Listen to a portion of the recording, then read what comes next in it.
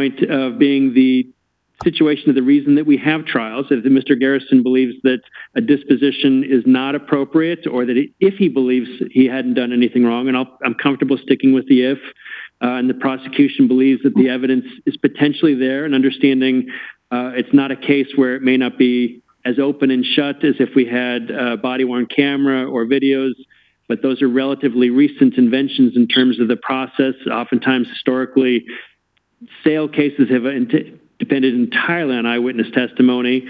I'd find that presently it just strikes me that this is not a case that the interest of justice would suggest that a dismissal is appropriate. It's not a situation where the people are moving to dismiss because they don't believe they can prove the case beyond a reasonable doubt. Nevertheless, I take the law seriously in court and other matters. So I want to, in terms of look at that. So what I'm saying at this point is I'm not willing to accept read those cases Sunday evening if I'm granting the request to dismiss. And then if I do that, it would discharge the bond and release it. I'd let the defendant seal the record at that point, and without a future appearance. But if I came back and decided that it's not appropriate to dismiss under the circumstances, I would advise the parties of that. So it's a way of saying I wouldn't dismiss it today. We still have the November 3rd date potentially set for trial. If the court's going to make a decision over the weekend, can we just reset this for Monday? Because I'm going to need to speak to Mr. Garrison. He may want to take a plea given the situation with prioritizing trials in the courthouse right now. I don't want to wait until the morning of trial and then potentially have to call in a jury that will then get to go home where another trial could go. This was all part of the consideration in moving to dismiss this case in the first place. But if we're not making that decision today, I think we need to have another court date. In the meantime, certainly Mr. Garrison and I can appear virtually. And if a plea is happening, we can take that virtually. But we also didn't really have a pretrial conference today because we might be dismissing this case. I was under the impression that we were dismissing this case, and so I did not prepare any motions in limine or anything that I might need to address before a trial because I wasn't expecting that the court was going to deny a people's motion to dismiss. So I think we need to have another court date on Monday. That's a fair request. We'll set it for Monday, and I want to come back to one aspect of that. What time Monday would work? Let's look at. It's pretty full in the morning, but we could set it 10:30 on Monday. That's fine with me if that works for Mr. Duncan. That does. And I did have one additional question when the court is ready. Yes, go ahead. Because we're figuring this out, I just want to see what it sounds like the court's alluded to several dispositions that things are appropriate in the case. And I wanted to ask whether or not the court believes in something, perhaps an unsupervised deferred judgment would be appropriate in the case. If that's something the court would accept, just so Ms. Wafai and I can talk about potential options on the table, so to speak, so we know what's happening on Monday.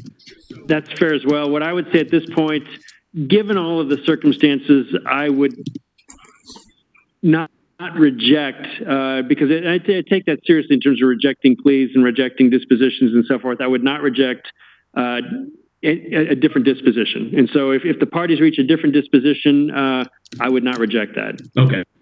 Thank you. But I may dismiss it. I may grant the request to dismiss. And so I want to look at that very carefully. That still may happen. So Mr. Garrison, especially, you may not need to call in Monday morning at all. I will try to have that out by, I will have a ruling or decision out by Sunday night. So before Monday morning, if the parties want to pull it up and look at in terms of that, either you'll know Sunday night or Monday morning of whether we need to call in for the pretrial conference and in additional proceedings. Okay. Understood. Thank you, Jan. All right. Thank you both. It's probably best not to, just like Ms. Wafai said, because if we do go to trial, anything you say can be used against you. I wouldn't stop that, but it may be best to wait to see what happens Monday before you say anything. I understand what that is wrong, and I'm trying to better my life. That's what I'm trying to do. Like, actually, I hear what you're saying. No, thank you. You know, I want to be a good person. I want to be not in jail. You know, I don't want bad things happening, you know, and I'm not bad. And it sucks that I have it hanging over my head. All right. No, thank you for that. I appreciate that. And I don't think that I don't consider that to be an admission of anything. And so I will keep that in mind as well in terms of that position. And thank you very much. All right. Thank you, Your Honor. Thank you. You have a wonderful day. Bye. All right. We'll see everybody Monday on the matter. Thank you. Thank you, Your Honor. Anything else you're ready on?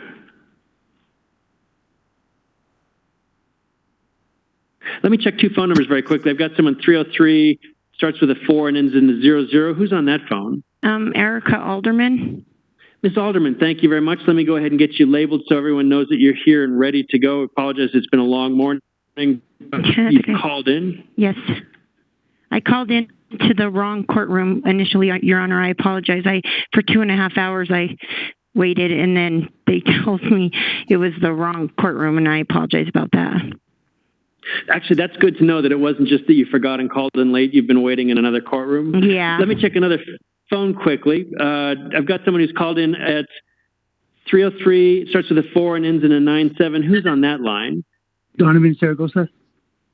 Mr. Saragosa, thanks for letting me know that just so I get it relabeled. And then he was on for an hour and a half and he got disconnected, so that's why he called back. Thank you very much. No, I appreciate that. And Ms. Prince, you came on. What were you ready on? Your Honor, I appointed Ms. Alderman while she was in custody. I believe she bonded out this week, and I do not yet see an application for her. All right, and I think both people who have called in, I know we're looking at those situations with applications, so maybe we should call them both, but let's start with Ms. Alderman, hold on just a moment, is case number 1 on the docket, 19 CR 4472. Joe Morales on behalf of the people. Hello? Actually, hold on one moment for Mr. Saragosa. We'll call your case in just a moment. Ms. Alderman, can you hear us? Oops, let me try. Yes, I can. Now. All right. Ms. Prince, go ahead. Tell me a little bit more where we stand with that. Your Honor, we don't have an application. Ms. Alderman needs to apply for our office. All right. Let me look at one thing.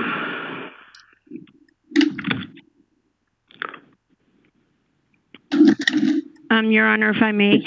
Go ahead. Okay, I apologize. I wasn't aware. I bonded out it wasn't planned. My husband passed away the morning I bonded out. I was married 27 years to him, and he passed away unexpectedly. He had a heart attack, and so I was bonded out that day, to come out and get his service, plan for services and everything. So I've been really busy, and my, of course I'm just, my mind is everywhere. So I apologize. I did not realize I had to apply. I just thought I would still continue on with the public defender that I had. So yeah, I want to apologize for that. Thank you for the background information. Mr. Morales, do you have a position?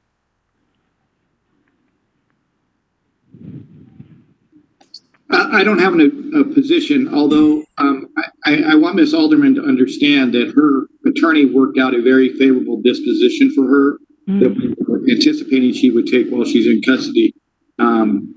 If she is out on bond and commits another offense, that favorable disposition is going to be gone. So I'm fine with her applying for a public defender, but I want to put her on notice that any new law violations are going to result in that offer being taken away. So this is her time to prove that the probation officer offer is appropriate. So I just want to put her on notice. I appreciate that. And Ms. Alderman, are you working presently? No, like I said, I just got out, and I also have, I had surgery while I was incarcerated on my foot. I had a bad joint and a bone infection.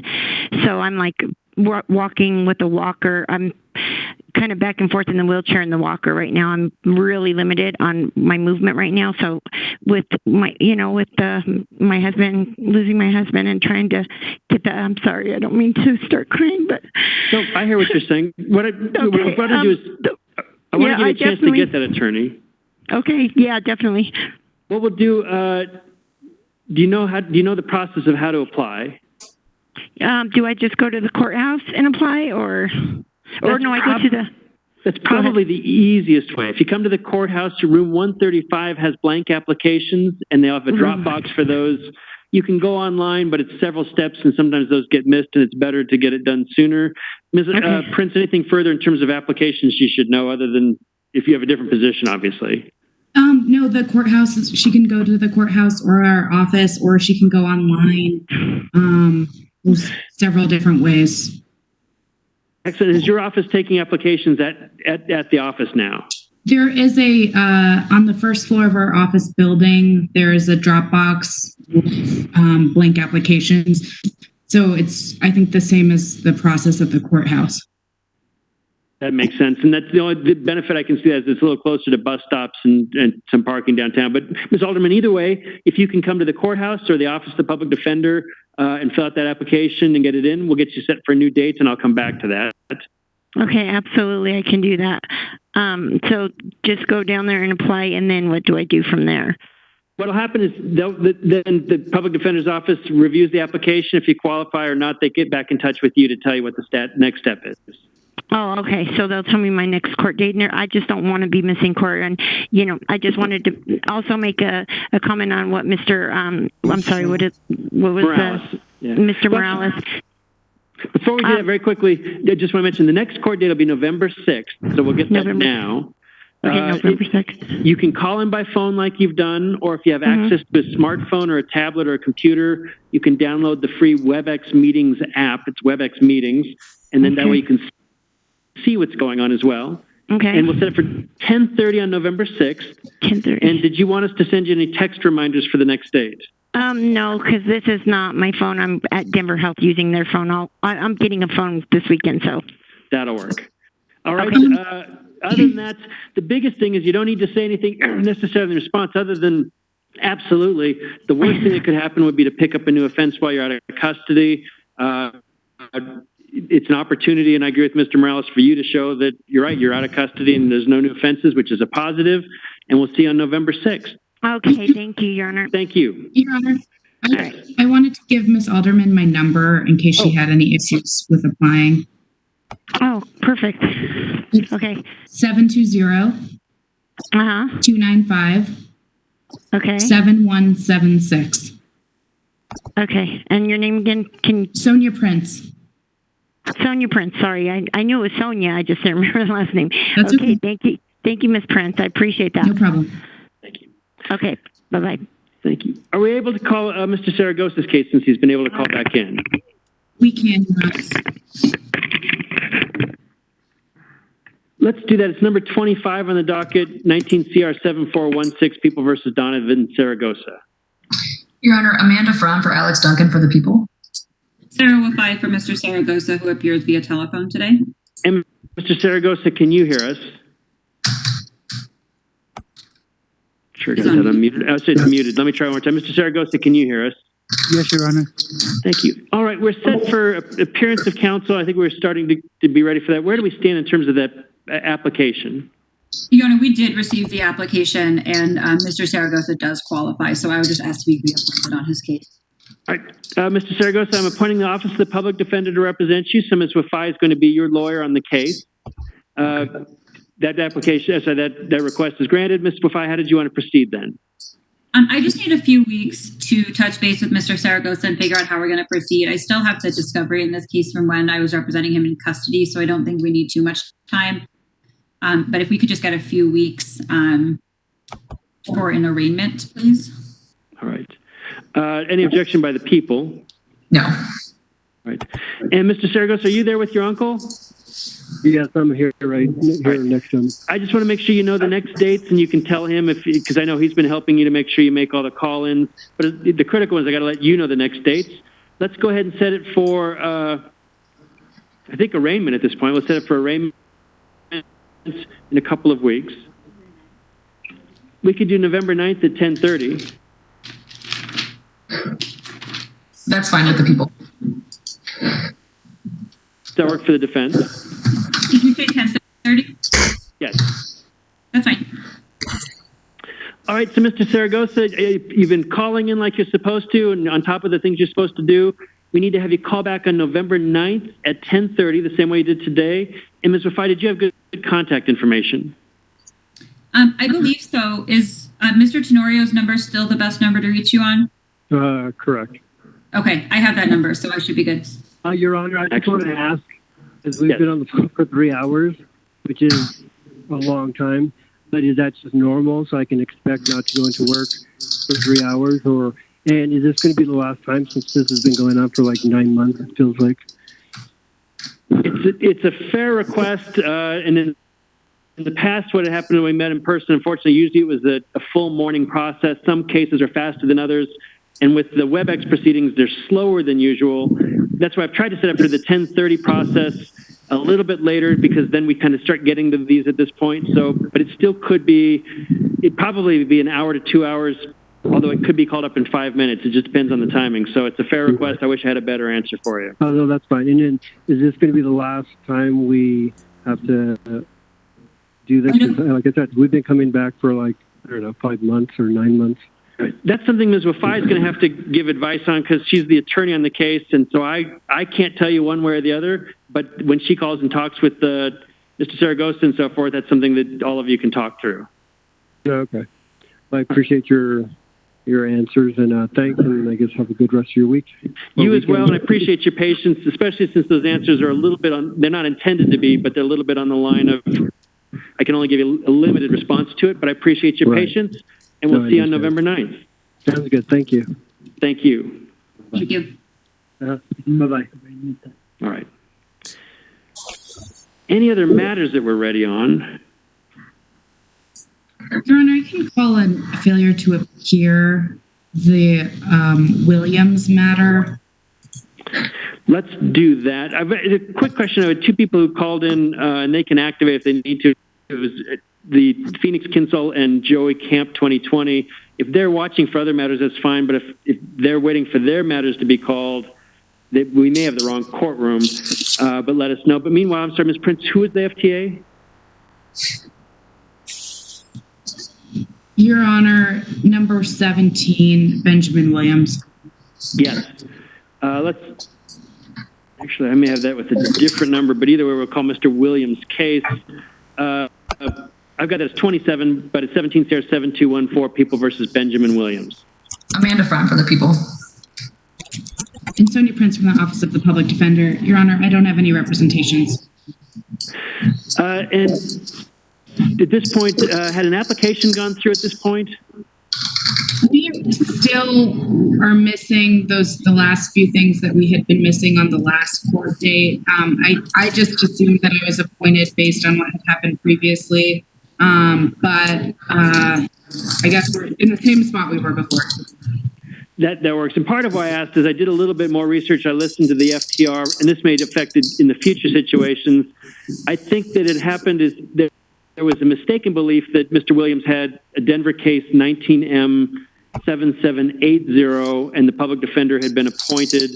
And so then Ms. Wafai, when she was covering, said, well, if he qualifies for the public defender, he's been appointed. I don't see a reason why he wouldn't qualify in this case, so it went ahead and appointed. And although her logic was sound, the underlying fact she had to rely on was not. It turns out that was Shelby Williams, different date of birth, different height. Benjamin Williams has not in that case, so that application, I agree. That appointment doesn't apply. He'll need to finish the application when that happens. Meanwhile, I'll note there's a failure to appear, and if he calls in, we'll let you know. Thank you. All right. Anything else that the parties are ready to call up? Your Honor, I was expecting Mr. Blackwell today. I unfortunately don't see him. Let's call number 20, 19 CR 7917, People versus Denzel Blackwell. Joe Morales for the People. Sarah Wafai on behalf of Mr. Blackwell, who does not appear. I don't know if either of the people that are on right now are him, even though they have different names. But other than that, I don't have any representations for the court about his whereabouts. All right. If anyone who's contacted looks like they're all either by computer or smartphone, so you can unmute if that's the case. But if Mr. Blackwell is on the line, please let us know.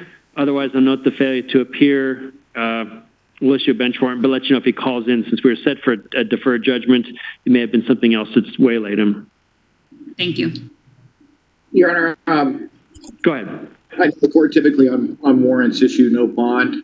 I'm asking the court that if he does not show up, that the court authorize a PR bond. I don't want him staying in custody. So I know that's an odd request. He was set for sentencing today. He was supposed to pay an upfront restitution amount. He paid most of it, so I think we're going to go forward with it. I don't know why he didn't show up this morning, but I would hate for him to have to post a monetary bond in this matter if he does not show back up. And I'm around this afternoon, kind of, so otherwise I'll put notes in my file and whoever is there can handle it for me. All right? I appreciate that. And I guess to qualify one thing, are we looking at, if he does not show up, a bench warrant with a PR bond in place? Yes, that's what I would request. I don't want him held on a no bond. That would only, that serves no purpose in this matter. All right, Mr. Morales, thank you for speaking up. So we'll do that. Hopefully he calls in and we'll let you know, and Ms. Wafai know. And if he doesn't, although there'd be a bench warrant, it would be a PR bond. He gets arrested, but then he gets advised of the date and released. So that makes some sense. All right.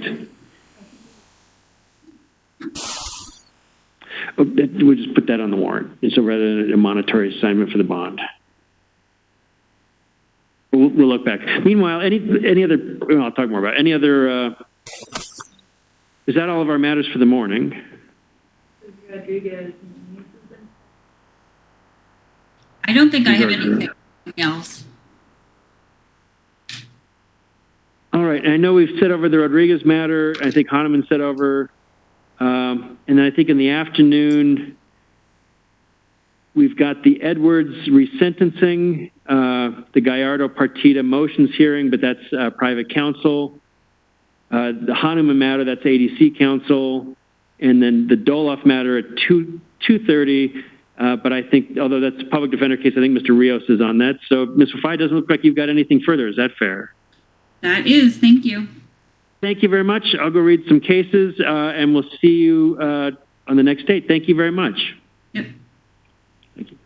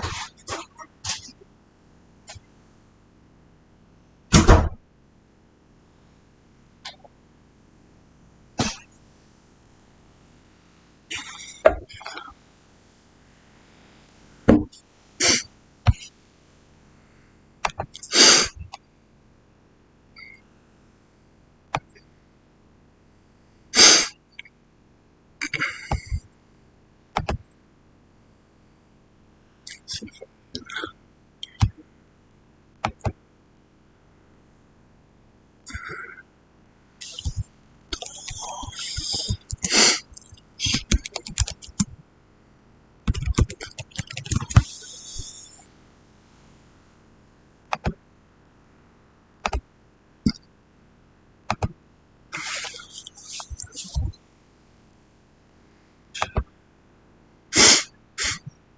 see if I move this down.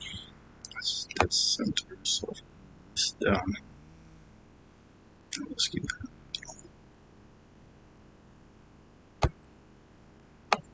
this guy down.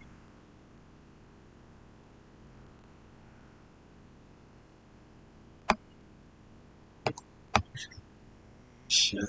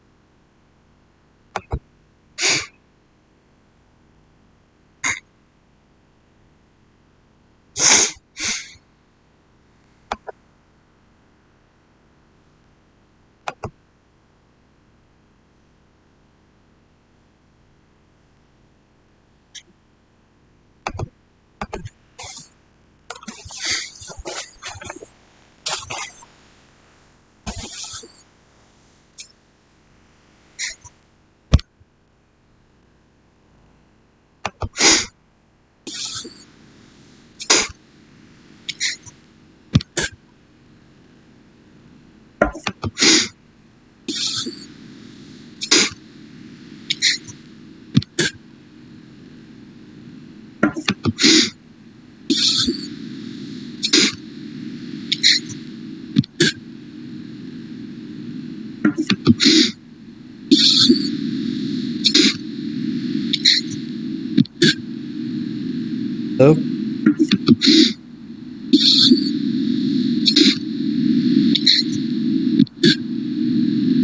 Hello?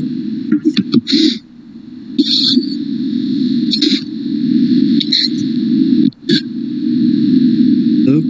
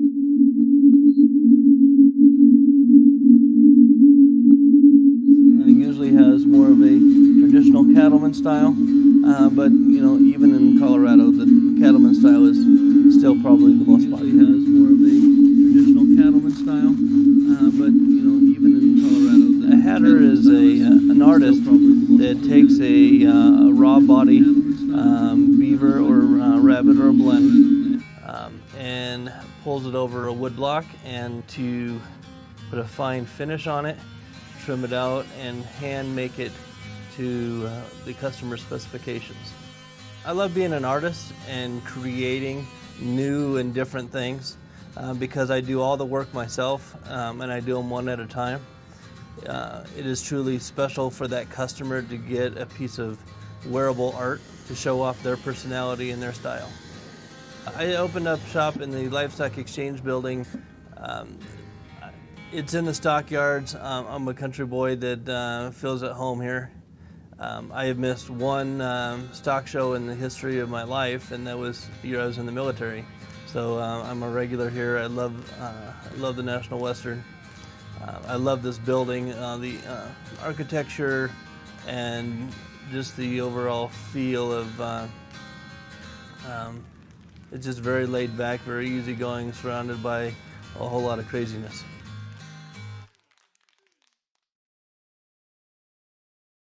I'm Lee Kelner. My business is here in the Livestock Exchange building in Denver, Colorado, and we're keeping the West alive, one head at a time.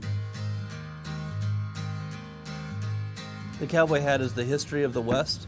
It has evolved from different styles and shapes.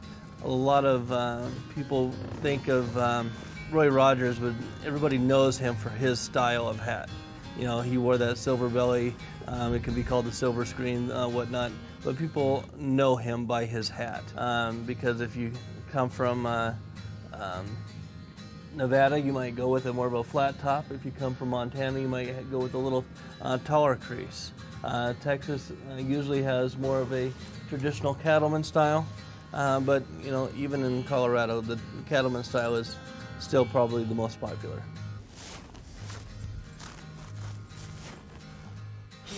A hatter is an artist that takes a raw body beaver or rabbit or a blend and pulls it over a wood block, and to put a fine finish on it, trim it out, and hand make it to the customer specifications. I love being an artist and creating new and different things because I do all the work myself and I do them one at a time.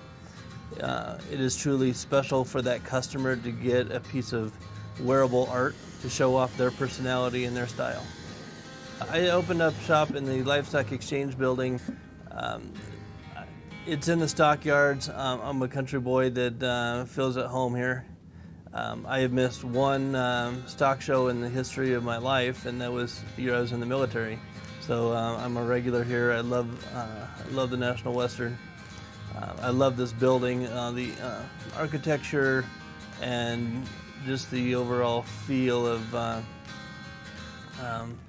It's just very laid back, very easygoing, surrounded by a whole lot of craziness.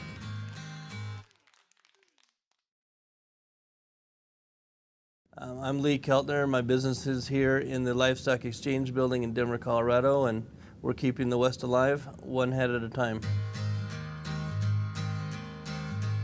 The cowboy hat is the history of the West. It has evolved from different styles and shapes. A lot of people think of Roy Rogers, but everybody knows him for his style of hat. You know, he wore that silver belly. It can be called the silver screen, whatnot. But people know him by his hat because if you come from Nevada, you might go with a more of a flat top. If you come from Montana, you might go with a little taller crease. Texas usually has more of a traditional cattleman style, but you know, even in Colorado, the cattleman style is still probably the most popular.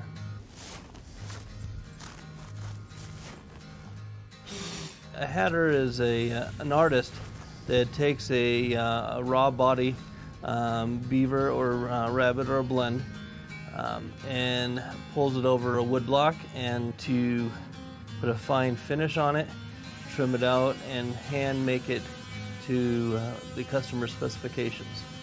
I love being an artist and creating new and different things because I do all the work myself and I do them one at a time. It is truly special for that customer to get a piece of wearable art to show off their personality and their style. I opened up shop in the Livestock Exchange building. It's in the stockyards. I'm a country boy that feels at home here. I have missed one stock show in the history of my life, and that was the year I was in the military. So I'm a regular here. I love the National Western. I love this building, the architecture, and just the overall feel of. It's just very laid back, very easygoing, surrounded by a whole lot of craziness.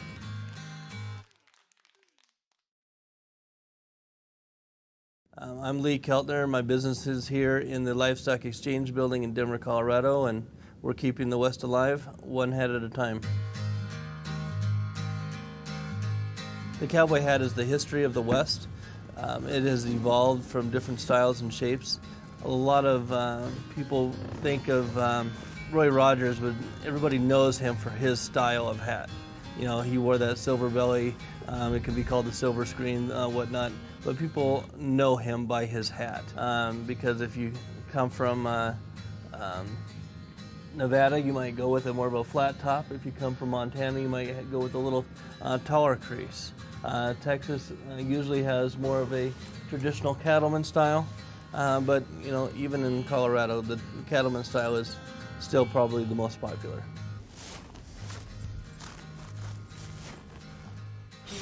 A hatter is an artist that takes a raw body beaver or rabbit or a blend and pulls it over a wood block. I'm Lee Keltner. My business is here in the Livestock Exchange building in Denver, Colorado, and we're keeping the West alive, one hat at a time. The cowboy hat is the history of the West. It has evolved from different styles and shapes.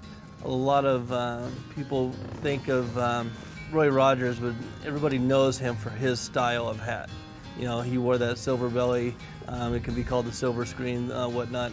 But people know him by his hat because if you come from Nevada, you might go with a more of a flat top. If you come from Montana, you might go with a little taller crease. Texas usually has more of a traditional cattleman style, but you know, even in Colorado, the cattleman style is still probably the most popular.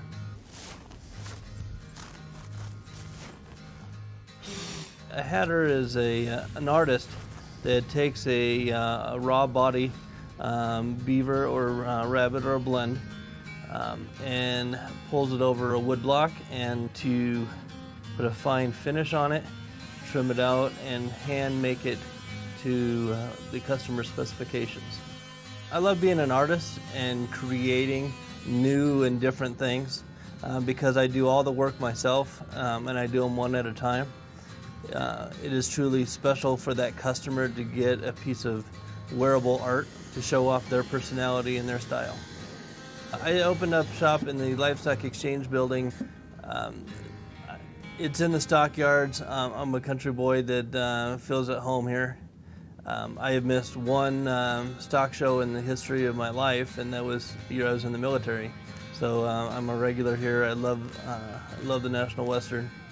I love this building, the architecture, and just the overall feel of. It's just very laid back, very easygoing, surrounded by a whole lot of craziness.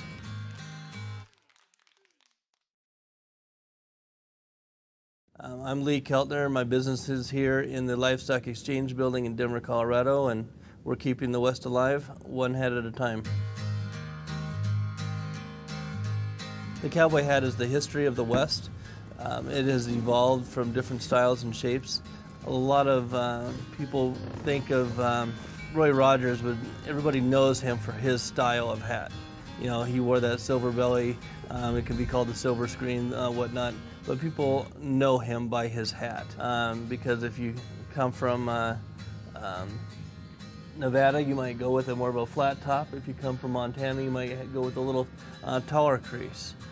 Texas usually has more of a traditional cattleman style, but you know, even in Colorado, the cattleman style is still probably the most popular.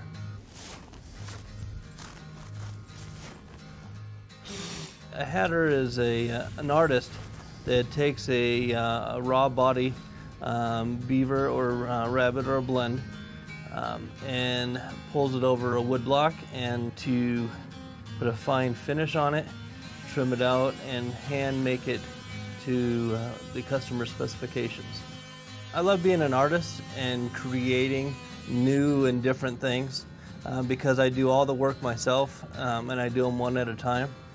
It is truly special for that customer to get a piece of wearable art to show off their personality and their style.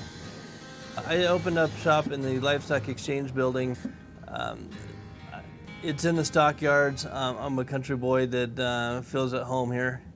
I have missed one stock show in the history of my life, and that was the year I was in the military. So I'm a regular here. I love the National Western. I love this building, the architecture, and just the overall feel of. It's just very laid back, very easygoing, surrounded by a whole lot of craziness.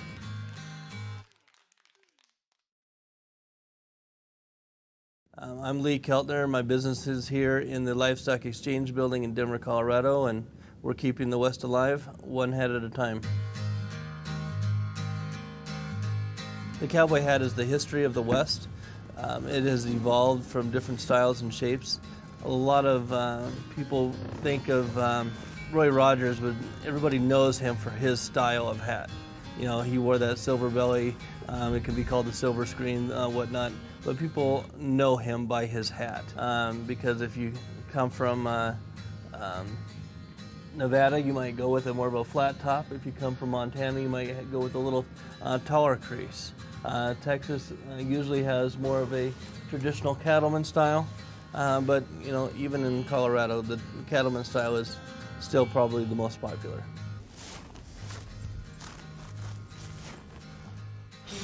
A hatter is an artist that takes a raw body beaver or rabbit or a blend and pulls it over a wood block, and to put a fine finish on it, trim it out, and hand make it to the customer specifications.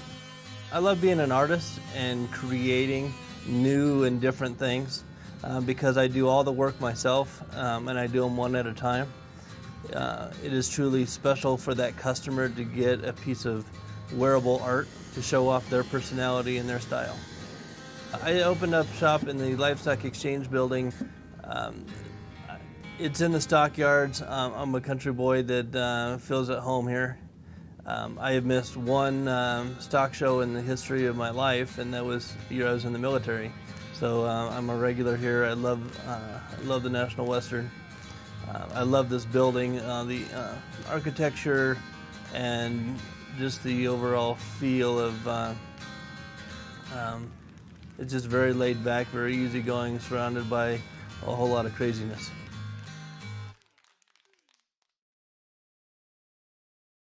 I'm Lee Keltner. My business is here in the Livestock Exchange building in Denver, Colorado, and we're keeping the West alive, one head at a time.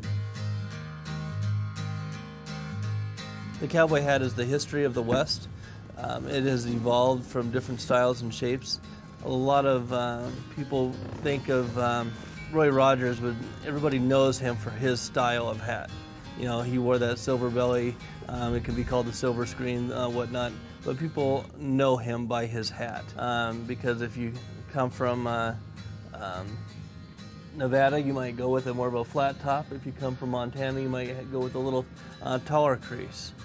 Texas usually has more of a traditional cattleman style, but you know, even in Colorado, the cattleman style is still probably the most popular.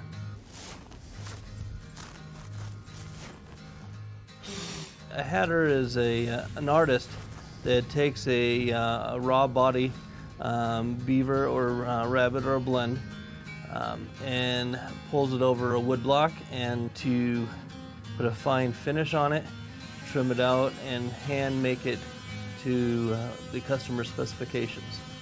I love being an artist and creating new and different things because I do all the work myself and I do them one at a time. It is truly special for that customer to get a piece of wearable art to show off their personality and their style. I opened up shop in the Livestock Exchange building. It's in the stockyards. I'm a country boy that feels at home here. I have missed one stock show in the history of my life, and that was the year I was in the military. So I'm a regular here. I love the National Western. I love this building, the architecture, and just the overall feel of. It's just very laid back, very easygoing, surrounded by a whole lot of craziness.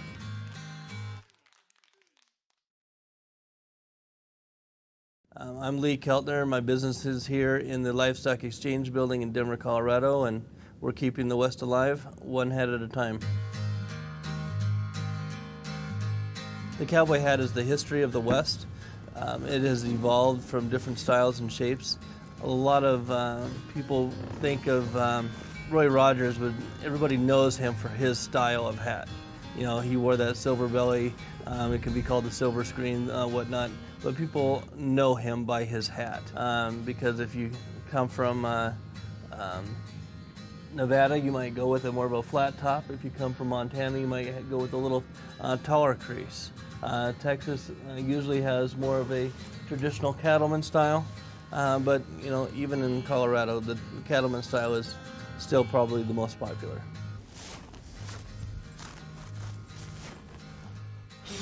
A hatter is an artist that takes a raw body.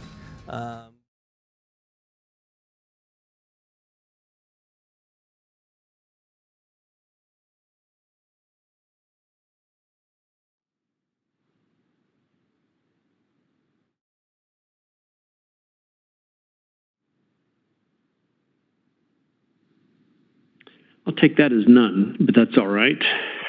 Judge, I think it's waiting for her, Mr. Garduno-Partida. I just didn't want you to be all alone in the courtroom. I'll take that as none. Thank you. I appreciate the company. Well, hold on. Judge, I think it's waiting for her, Mr. Garduno-Partida. I just didn't want you to be all alone. Mr. Geigel's ready to. I'll take that as none. We have him. I would note for the record that I'm also wearing a jacket. So, winner. I'll accept that. It's warm in this office. I'm sorry. I understand. High pressure environment. I get it.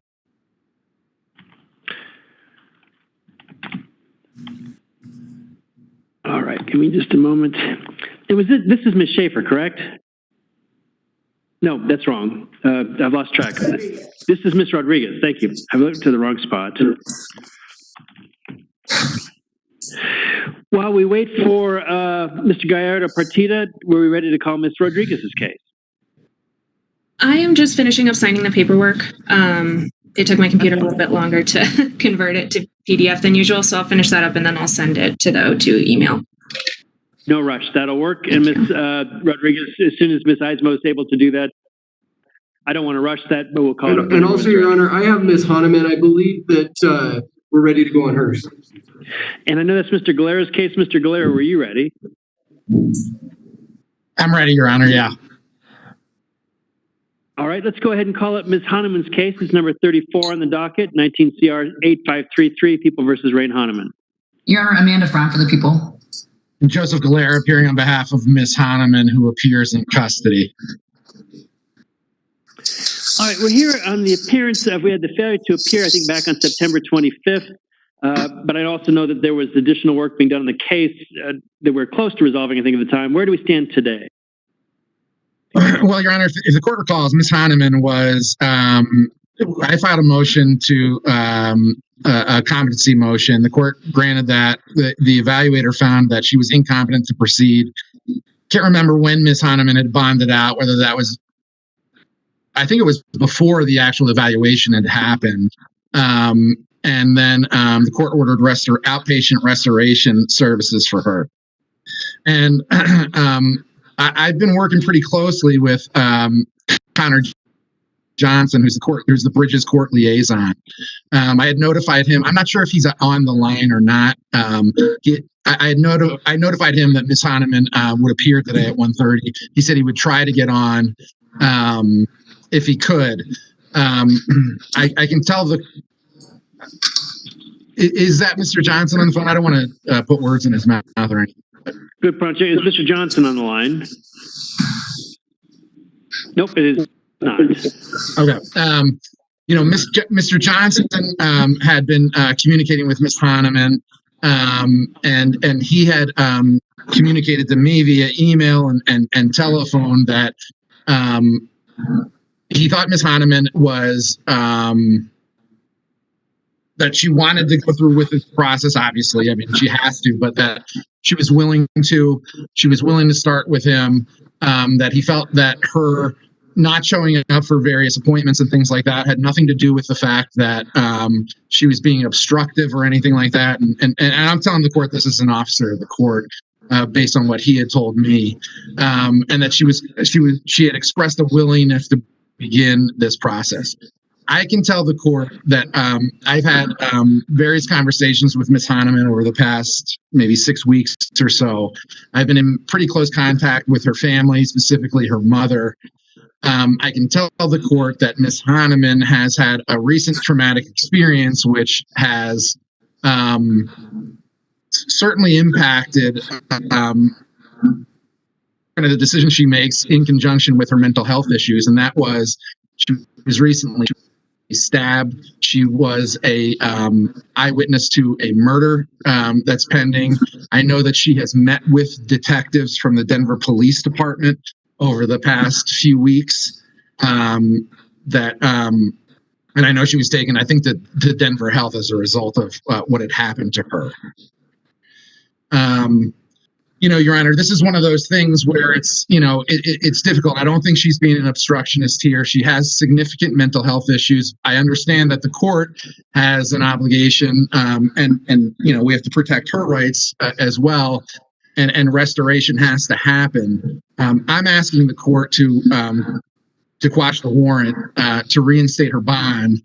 I don't know what we can do in terms of maybe assisting Miss Hahnemann. I do know that under 16.8.5.111, I know the court can, it doesn't have to, but the court can order pretrial services to provide various services for Miss Hahnemann. I think it's under subsection 2B. I don't have that exact site, but I know the court can order pretrial services to work with the Department and Restoration Services provider to provide her with various services, which may include housing resources and things like that. Your Honor, this is obviously during the pandemic here. I think we can all agree we don't want Ms. Hahnemann to be in custody or be in an enclosed environment necessarily, especially given the nature of the charge, which, to be frank, isn't as serious as some other charges.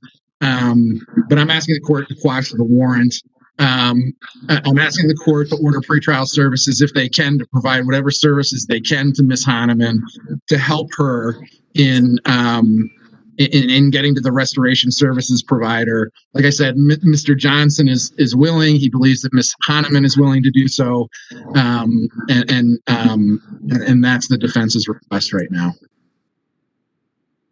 Let me go to the people. Ms. Fromm, your position. And, Your Honor, understanding Ms. Hahnemann has some mental health issues, and it sounds like she's been through a lot recently. I have concerns about Ms. Hahnemann complying with out of custody restoration and returning to court. I'm looking through the history of the case. I'm counting, I believe, 5 failures to appear thus far.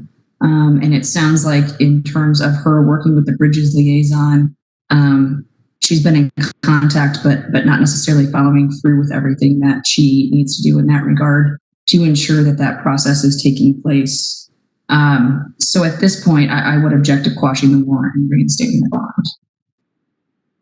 Anything further from the defense? Yeah, I just want to highlight, Judge, that she does have a track record of success, at least in the course of this case. She was out of custody when she had to be evaluated by the competency evaluator. Like I said, there was an intervening event. She is an eyewitness for the Denver District Attorney's Office in a homicide case. I'm not involved in that at all. And it's my understanding she was a victim as well. Yeah. Rain, I don't want you to say anything right now, okay? So she does have a track record of some success to this point. I don't obviously I don't know that Ms. Fromm is I don't know if she was privy to the motion that I had filed or the exhibits that I had filed as well. I mean, Ms. Hanan has serious and significant mental health issues as well, and I appreciate that. Like at some point, we have to sort of figure this out, but I guess I'd end with that, Your Honor. Let me check one thing. Hold on just a moment.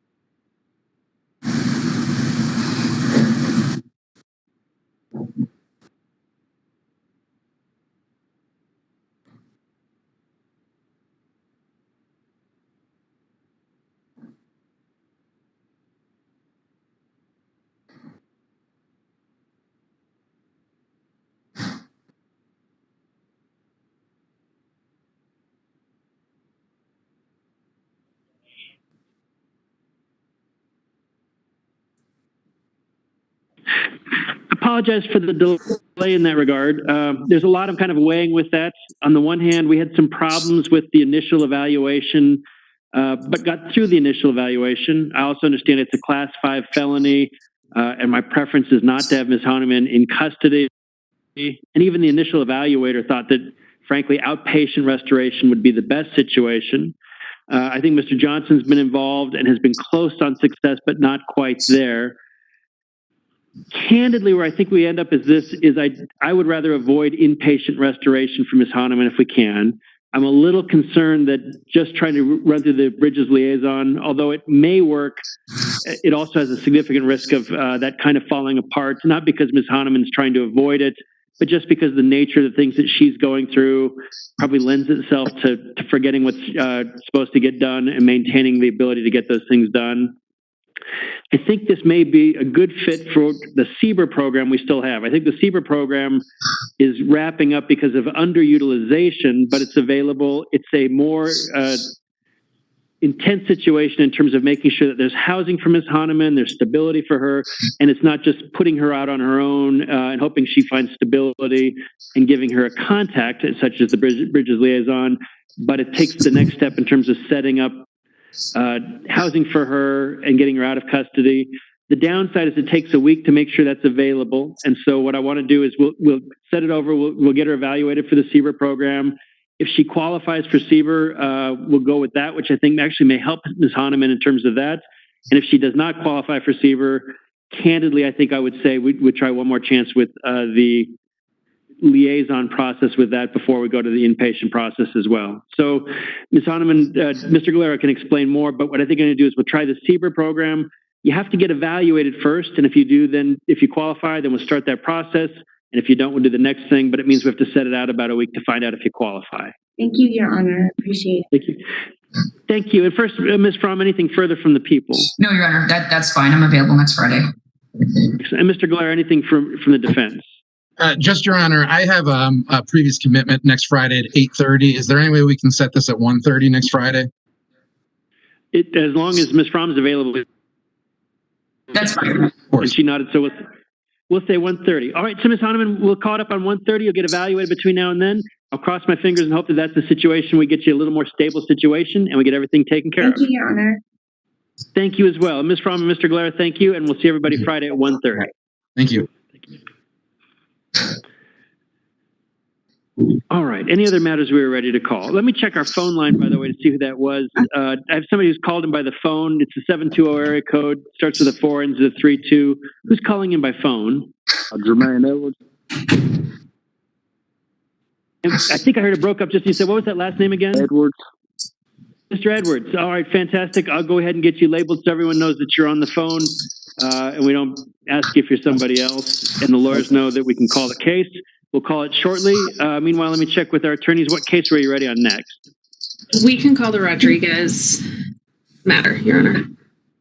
Let's do that. Ms. Rodriguez's case is 20 CR 1323, number 12 on the docket, People versus Concepcion Rodriguez Muniz. Amanda Fromm for the people. Victoria Edsma on behalf of Ms. Rodriguez Muniz, who is present in custody via video, via WebEx. We do have a proposed disposition for the court. All right. And did that come through in the mail for us? All right. Give me just a moment. That should be coming to me here in a moment. I'll take a look.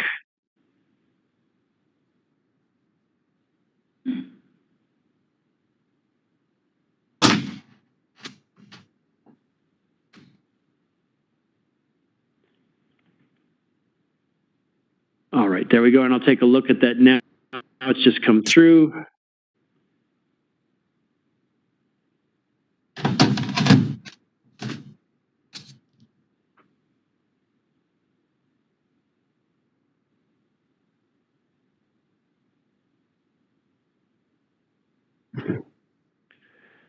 All right, and I think I know, and I'll go through, but for the parties, what are the terms of the disposition?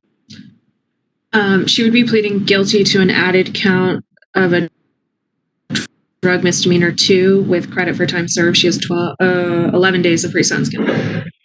And Ms. Fromm, is that your understanding as well? Oh, you're on mute, Ms. Fromm. It is. I think that makes sense under the circumstances, and I've had a chance to look at the allegations in the case and so forth. Ms. Rodriguez, and do you prefer Rodriguez or Muniz or both? What's your preference? Rodriguez. Ms. Rodriguez, then my understanding then is if you pled guilty to a level 2 drug misdemeanor, the prosecution would dismiss the drug felony and agree that the 11 days that you've already served would be the sentence, and so that would wrap that up. Is that what you want to do? Yes. Yes. Before I can take that plea, I have to have a discussion with you to make sure you understand the rights that you're giving up by doing that. I'll record the discussion, and as we talk about it, if there's something you want me to repeat or something you'd like me to explain more, will you let me know? Okay. Are you thinking clearly today? Yes.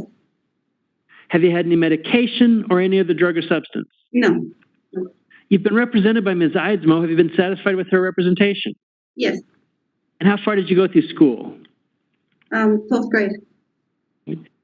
I also have to check, are you in the military or have you ever been in the military? No. We would take this plea and do the sentence today by an audio-visual appearance instead of in person. Is that acceptable with you? Yes. Right.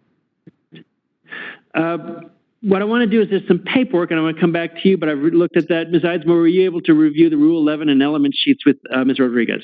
I did review everything verbatim except for the veterans portion because it doesn't apply to her. That makes sense. Ms. Rodriguez, since you and Ms. Eidsmo have gone over that already in detail, I won't read everything over again, but I do need to go over certain rights that you have. First, you have a right to plead not guilty to the charge in this case, and if you pled not guilty, then you have a right to a public jury trial. That can be a jury trial to 12 jurors. At that trial, you would be presumed to be innocent unless the prosecution could prove you guilty beyond a reasonable doubt.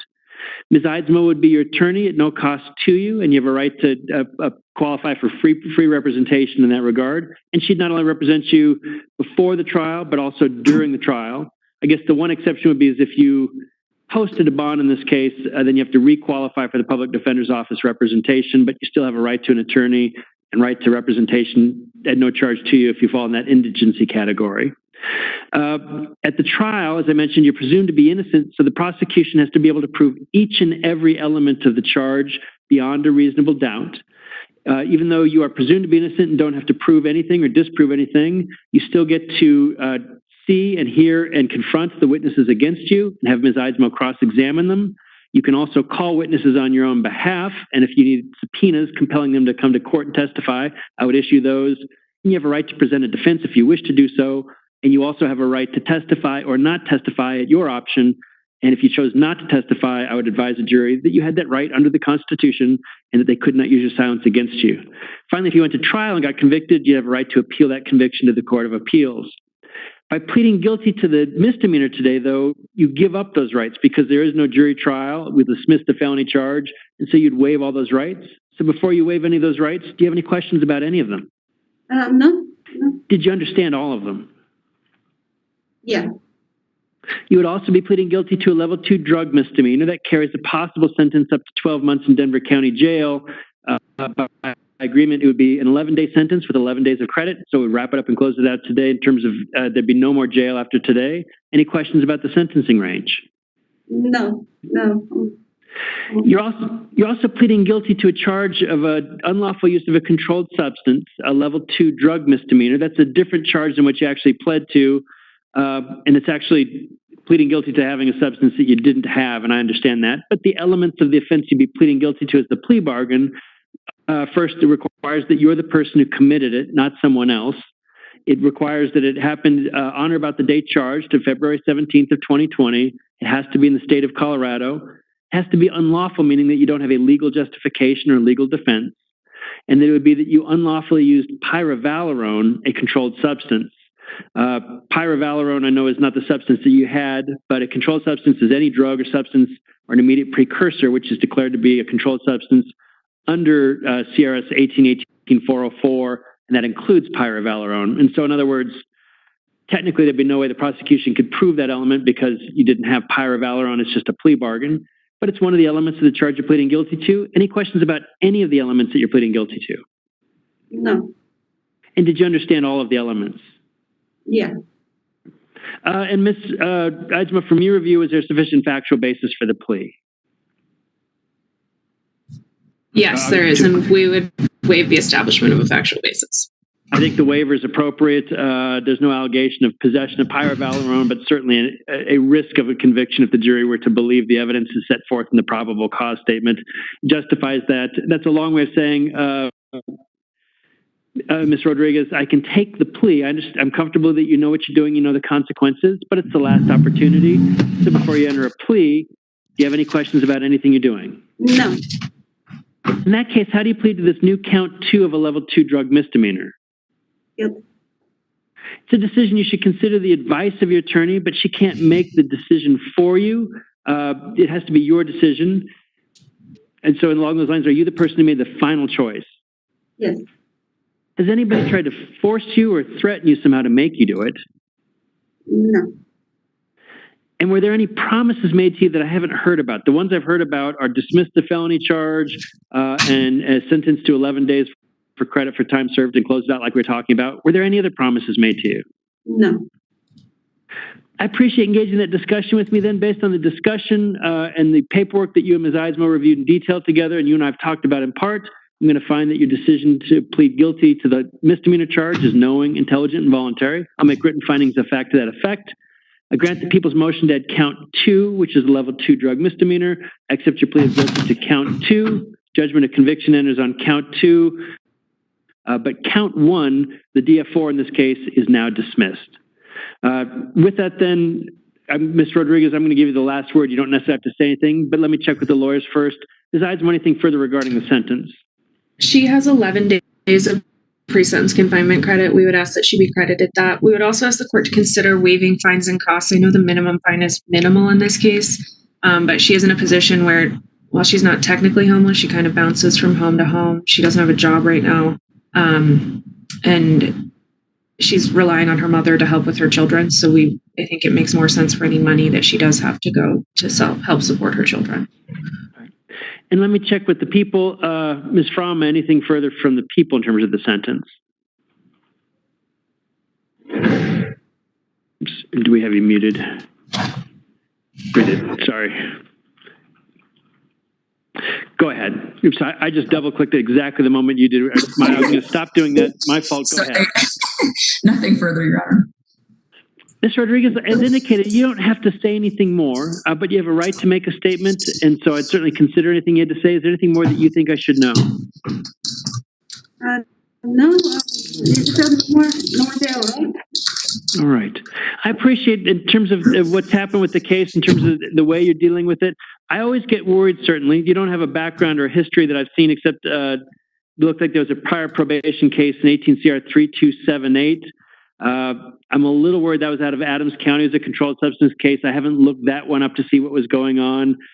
Methamphetamine obviously is a really frightening substance in that regard, that it sometimes just derails people's lives. Instead of you getting to be a mother to your children and living your own life, you end up getting arrested and having these issues going on all the time.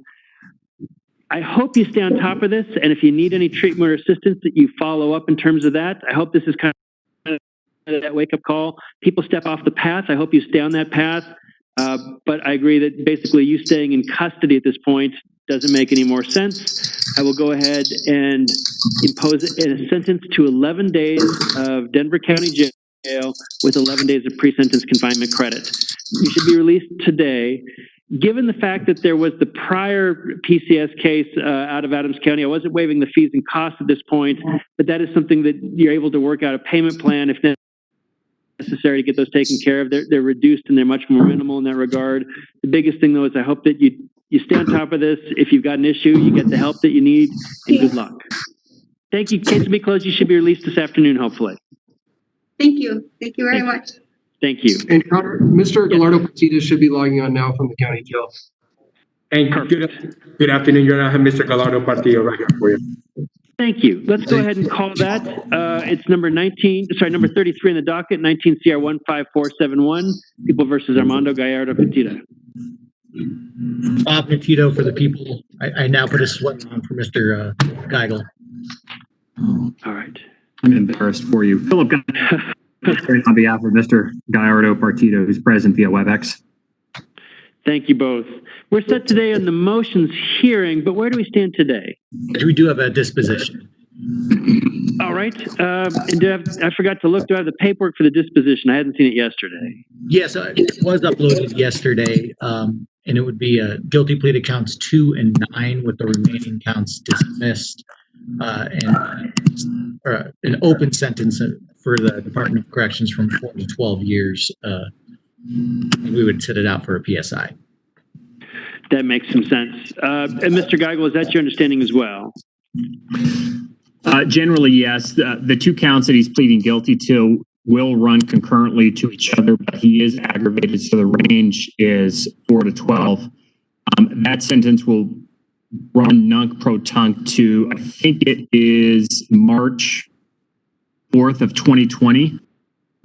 There's a stipulation of liability reserving restitution for the charges for which Mr. Gallardo-Partida was originally charged in the indictment, being counts 9, 10, 19, 20, and count 70. For count 70, defendant agrees to liability and restitution for the vehicles described in paragraph 4 of the subpart of count 70 of the indictment. It may sound clear as mud, but it'll make sense as we go forward. It does make sense, and I think I see it's written in the actual plea agreement, so I think we're in good shape with that. Mr. Gallardo-Partida, obviously there's a lot of the details in the paperwork, but generally the idea was if you're pleading guilty to counts 2 and 9, the remaining charges against you would be dismissed. The maximum sentence would not be more than 12 years as discussed. They'd run concurrently. It's that 4 to 12 year range. Is that how you want to resolve the case today? Yes. Before I can take a plea, I have to have a discussion with you to make sure you understand the rights that you're giving up by doing that. I'll record the discussion. And as we talk about it, if there's something you want me to repeat or there's something that you'd like me to explain further, will you let me know? Okay. First, are you thinking clearly today? Yes. Have you had any medication or any other drug or substance? No. Can you think of any other reason that you might have difficulty understanding what you're doing? No. You've been represented in this case by Mr. Geigel. Have you been satisfied with his representation? Yes. And I think I've got this in here. I do see you've got 11 years of education. Are you in the military or have you ever been in the military? No. We would take this plea today by an audiovisual appearance instead of in person. We'd still go ahead and set the sentencing out, but is it acceptable to you that we take the plea by audiovisual instead of in person? That's fine. I think I touched on this. I feel like I said it, but now I can't remember if I actually said it or I just thought it. you've been represented by Mr. Geigel. Were you satisfied with his representation? Yes. As soon as I said that, I can hear myself saying it, so I apologize for asking you the same question twice. I've got some paperwork, and I think that's what was throwing me off as I was scrolling through and looking at the paperwork. The primary one I want to talk about first is the defendant's request to plead guilty, Rule 11 guilty plea advisement. It's the one that talked about rights that you had and had the initials running down the side. Did you read and sign that document? Yes, I did. There's initials running down the side about certain rights you have and advisements. Are you the person who put his initials next to all those paragraphs? Yes. If you put your initials next to a particular paragraph, does that mean that you read it, but also that you understood it? Yes. The reason I ask is that, as I was saying, that's going over a lot of rights that you have in this case, including rights that you give up by pleading guilty. The right to go to trial, the right to be presumed innocent, to confront the witnesses against you, to present a defense and witnesses, to testify or not, to appeal the conviction. All of those rights that you initialed next to, you give up by pleading guilty because there is no trial. So before you give up any of those rights, did you understand all of them? Yes. Do you have any questions about any of them? No. It also shows in that same paperwork you'd be pleading guilty to 2 charges. Count 2, which is conspiracy to commit aggravated motor vehicle theft in the first degree, and count 9, aggravated motor vehicle theft in the first degree. As the chart shows down below, those are a Class 4 and a Class 5 felony. A Class 4 felony carries a normal presumptive sentence of 2 to 6 years in the Department of Corrections plus 3 years of parole, and a Class 5 felony carries a normal presumptive sentence of 1 to 3 years in the Department of Corrections plus a 2-year period of parole. This falls, however, in the aggravated range, which doubles those ranges. So a Class 4 can go all the way up to 12 years plus 3 years of parole, and a Class 5 can go up to 6 years plus 2 years of parole. There's an agreement they'd be concurrent, so effectively it's a long way of saying it would be, if it's a Department of Corrections sentence, it's a range of 4 to 12 years, effectively plus 3 years of parole. The other one, the sentences would run together. Any questions about the sentencing range you're looking at? No. I've also got a sheet that was talking about the elements of the offenses, or actually I have a couple of sheets, I believe, and it's attached to that. I'm scrolling down to those now. Well, let me back up. I skipped one. There was the plea agreement sheet that talked about all of the agreements, that it was an open sentence on both counts, 4 to 12 years, aggravated, concurrent, etc. It looks like the same signature. Did you read and sign that plea agreement sheet? Yes, I did. Then I had the element sheets for elements of aggravated motor vehicle theft in the first degree, Class 3 felony, elements of aggravated motor vehicle theft in the first degree, Class 5 felony, and then finally, elements of conspiracy, which is what drops that Class 3 down to a Class 4. So basically, although there's 3 element sheets, it explains how we get from a 3 to a 4 and then a 5. So it's a Class 4 and a Class 5. The bigger issue, though, I want to get to is the elements of the things that the prosecution has to be able to prove beyond a reasonable doubt at the trial before you can be convicted. You have to prove each and every element beyond a reasonable doubt. By pleading guilty, you relieve them of that burden. And so before you do that, did you understand all of the elements of the offenses? Yes, I did. I should verify. Is that your signature again at the bottom of each of those element sheets? Yes, sir. And did that mean that you read and understood them? Yes. Did you have any questions about any of the elements? No. And I want to check with the attorney quickly. Mr. Geigel, from your review of the discovery, was there sufficient factual basis for the plea? Yes, we would waive.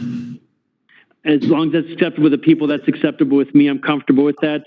Mr. Garduno-Partida, I'm comfortable that you know what you're doing, and I appreciate that you've actually gone through and you've personally signed and reviewed the paperwork. I think you understand the consequences of what's going on, but it's the last opportunity. So before I accept the plea and you cross that line and enter it, do you have any questions about anything else you're doing today? No, sir. In that case, let me take them one at a time. As to count 2, the Class 4 felony of the conspiracy to commit motor vehicle theft, how do you plead to that charge? Guilty. And as to count 9, the Class 5 felony motor vehicle theft, how do you plead to that charge? Guilty. Those are decisions certainly you should consider the advice of your attorney, but he can't make the decision for you. It has to be your decision. Did you make the final choice? Yes. Has anybody tried to force you or threaten you to make you do it? No. And there were promises written in that plea agreement that you signed. Other than the promises in the plea agreement that were written out, were there any other promises made to you to get you to do this? No, sir. Mr. Gallardo-Partida, I appreciate you engaging in a discussion with me. Based on that discussion and the paperwork you filled out, I find that your plea is in fact knowing, intelligent, and voluntary. I'll make written findings of fact to that effect. I accept your plea of guilty to count 2 and count 9, but the remaining counts, which I think are 1, 10, 19, 20, and 70, but whichever ones are named against you in this particular case, those remaining counts are all dismissed.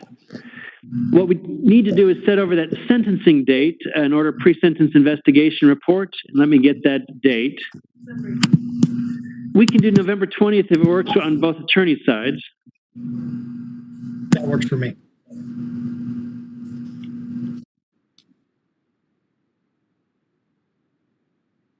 I cannot do the 20th. I've got hearings in the morning and afternoon that day. That's all right. That's why we check.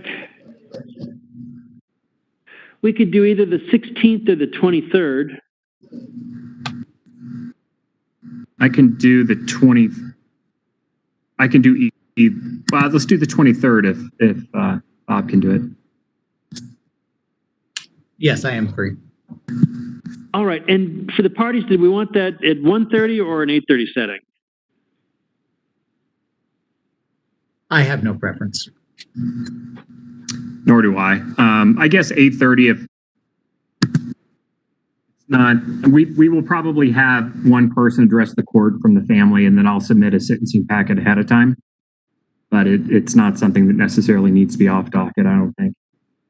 I'm told it's a pretty heavy morning. Normally I'd be flexible with that. If it wasn't quite heavy, and also since we're having people speak and I don't want to rush them, is it possible to do the afternoon? Sure. Yes. I appreciate your patience since I asked you which one you wanted and then said no to the request. But I think that makes some sense, Mr. Gallardo-Partida. Certainly I want to give everyone who's speaking the chance to hear that. And if it's a heavy morning, as I just heard, we end up kind of rushing through that. So we'll set it for 1:30 on November 23rd. I'm sorry, the jury trial set for January 5th, 2021 is vacated. All right, thank you all very much, and we'll see everybody on November 23rd. Thank you. Thank you, Judge. Thank you. Judge, may we call Mr. Edwards? Yes.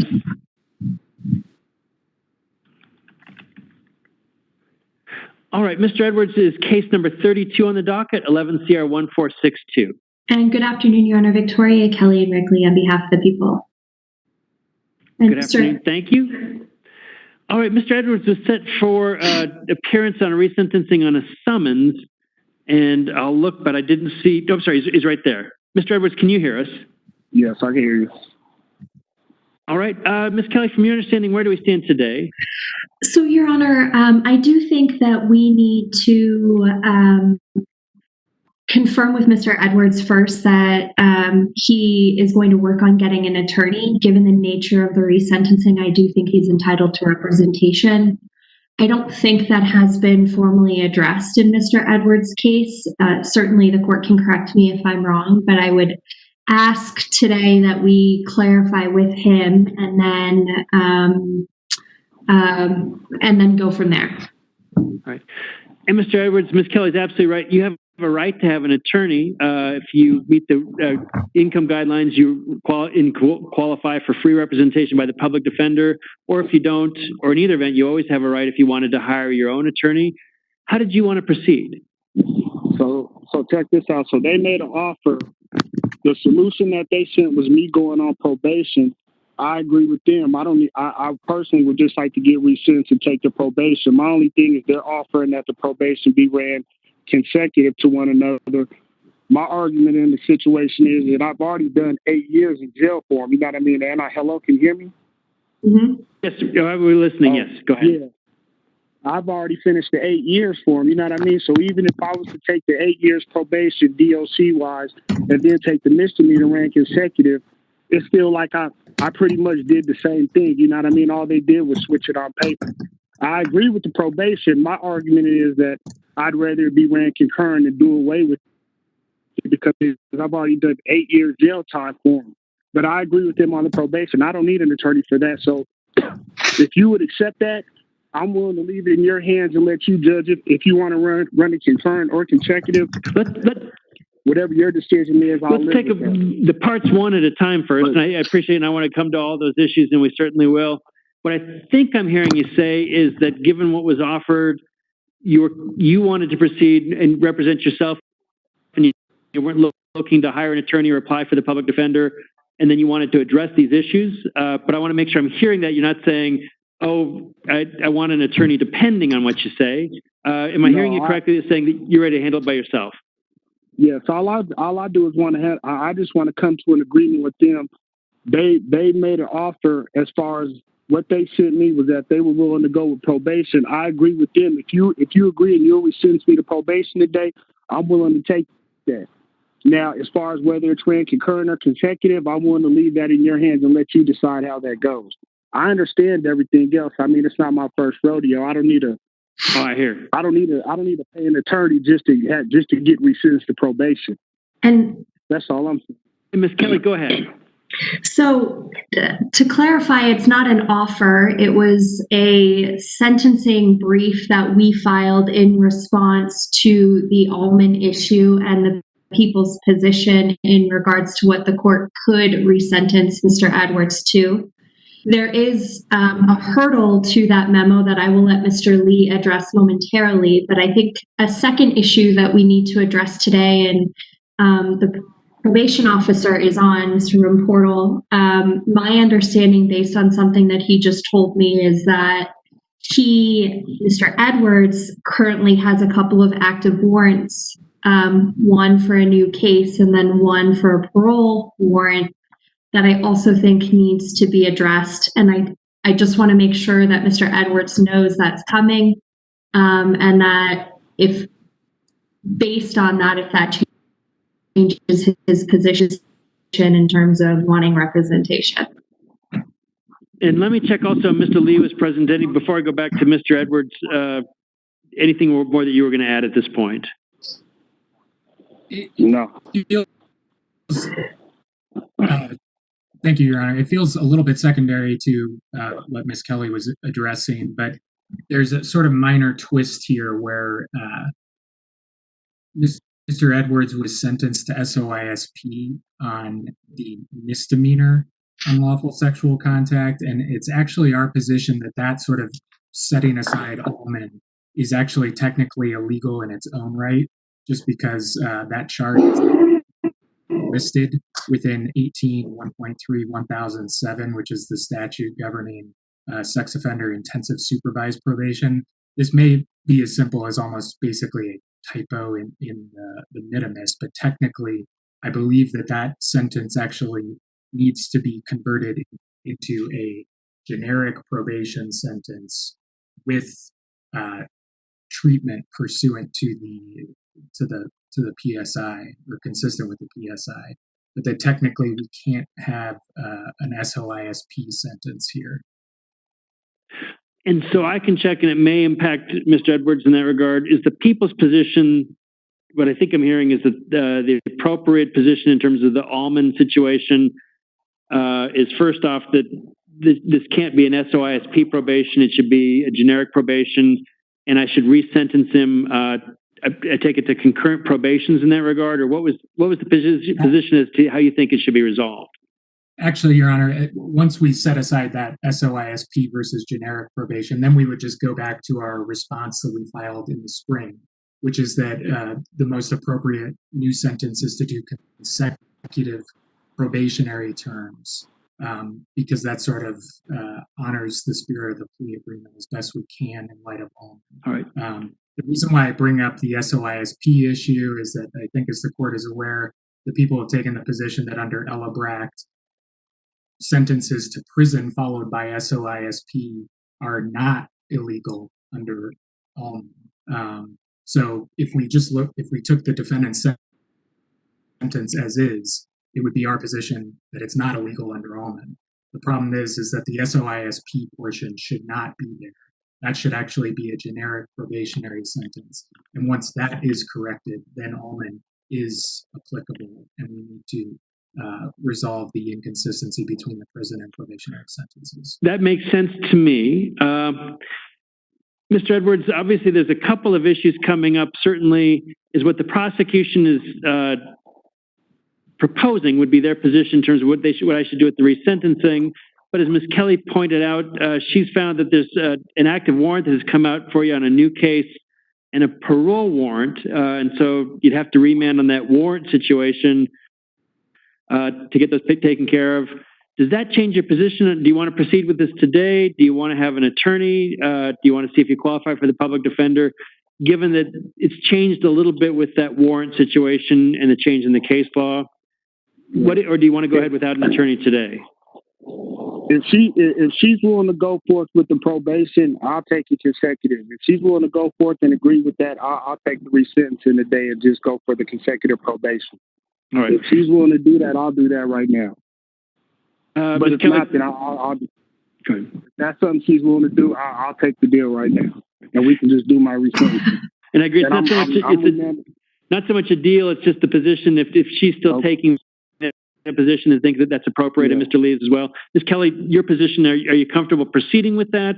Is it correct that the people's position is that the appropriate situation is to enter the consecutive probations as discussed? That is still the people's position, as Mr. Lee just outlined. I want to make it clear, I was notified by Mr. Portal that he has 2 active warrants. So that doesn't necessarily play into taking this plea today. He is still, I, as a law enforcement officer, still have an obligation to notify the court that those warrants exist. And the court, I believe, has to take action on that.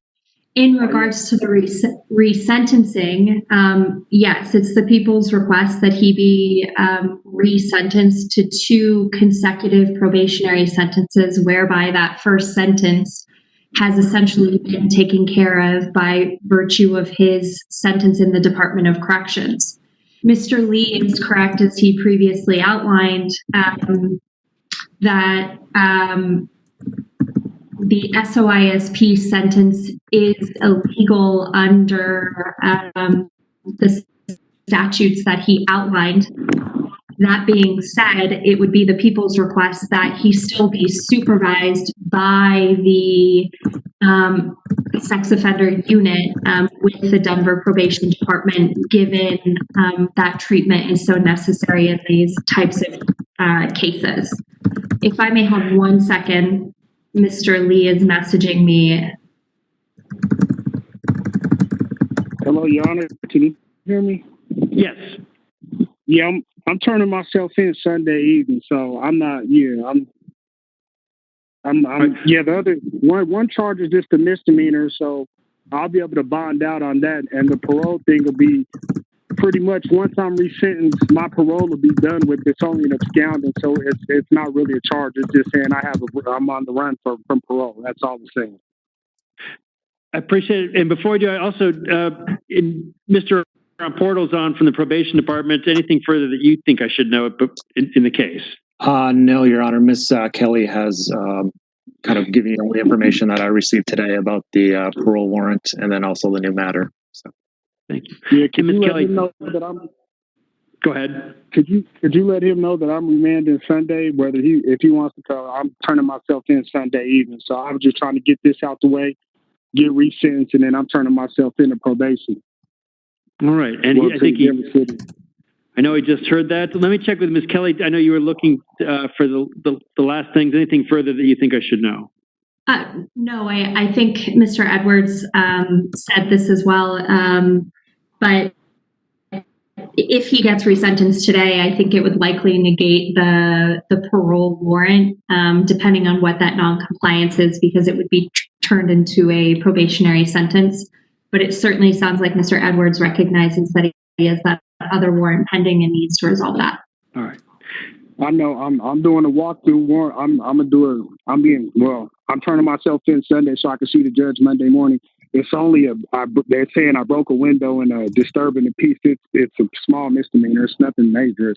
I hear what you're saying. Let me just. It's small. What we should do is I'm comfortable and I want to make sure we're on the same page. At this point, Mr.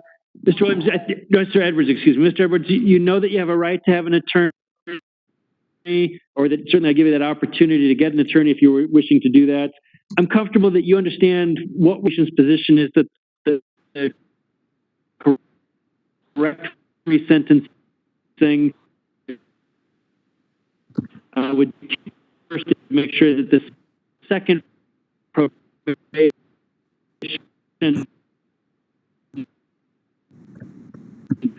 the statute and resentences. What I want to do is let Ms. Kelly or Mr. Lee give me any final details. I have some questions about the length of time, and then give you the opportunity to have the last word, and we'll get it wrapped up. But Ms. Kelly, in terms of the probation, your position in terms of, is there a length of probation that you're recommending you think is appropriate in terms of a resentencing? If I may have 1 second, I know we had filed a motion previously in regards to this. And in the back of my mind, I've read that as well, and it's probably good to review the details of that.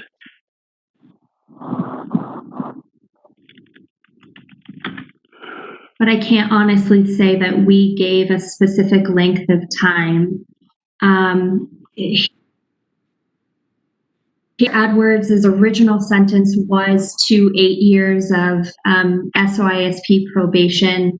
Your Honor, I would just ask the court to impose something similar to that, recognizing that it won't be SOISP, but I would ask the court to order he complete treatment through that department. And one of the issues the probation department had raised is I thought their indication was a concern that the misdemeanor probation could not exceed 5 years. I know Mr. Lee's online as well, and Mr. Portal. What are the parties' position in terms of the length it can be for the misdemeanor probation? I'm looking at his memo right now, so I apologize for that. Right. And that would be the people's request, because probation it is correct that under a misdemeanor sentence, it can't be that long.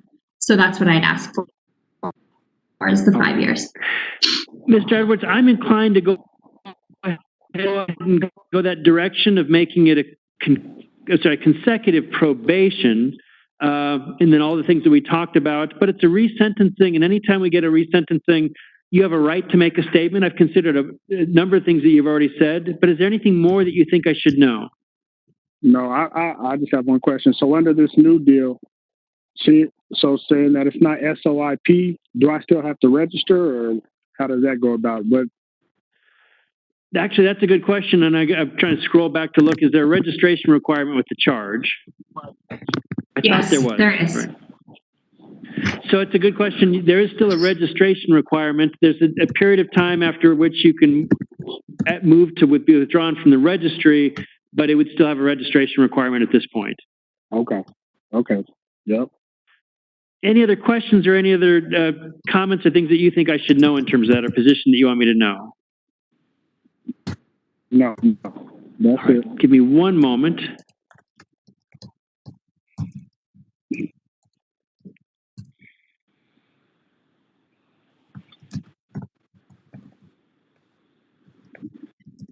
And Judge, just given this is a resentencing, can you also confirm with Mr. Edwards that he consents? Yes, that's a good point. I completely left that out. Mr. Edwards, the last thing, before I impose a sentencing, we would be doing the resentencing by phone today, as we've been doing. The conversations up to this point are fine, but before I go to the actual resentencing, is it acceptable to you that we would do that by phone instead of in person? Yes. All right, we're almost there. Give me one moment.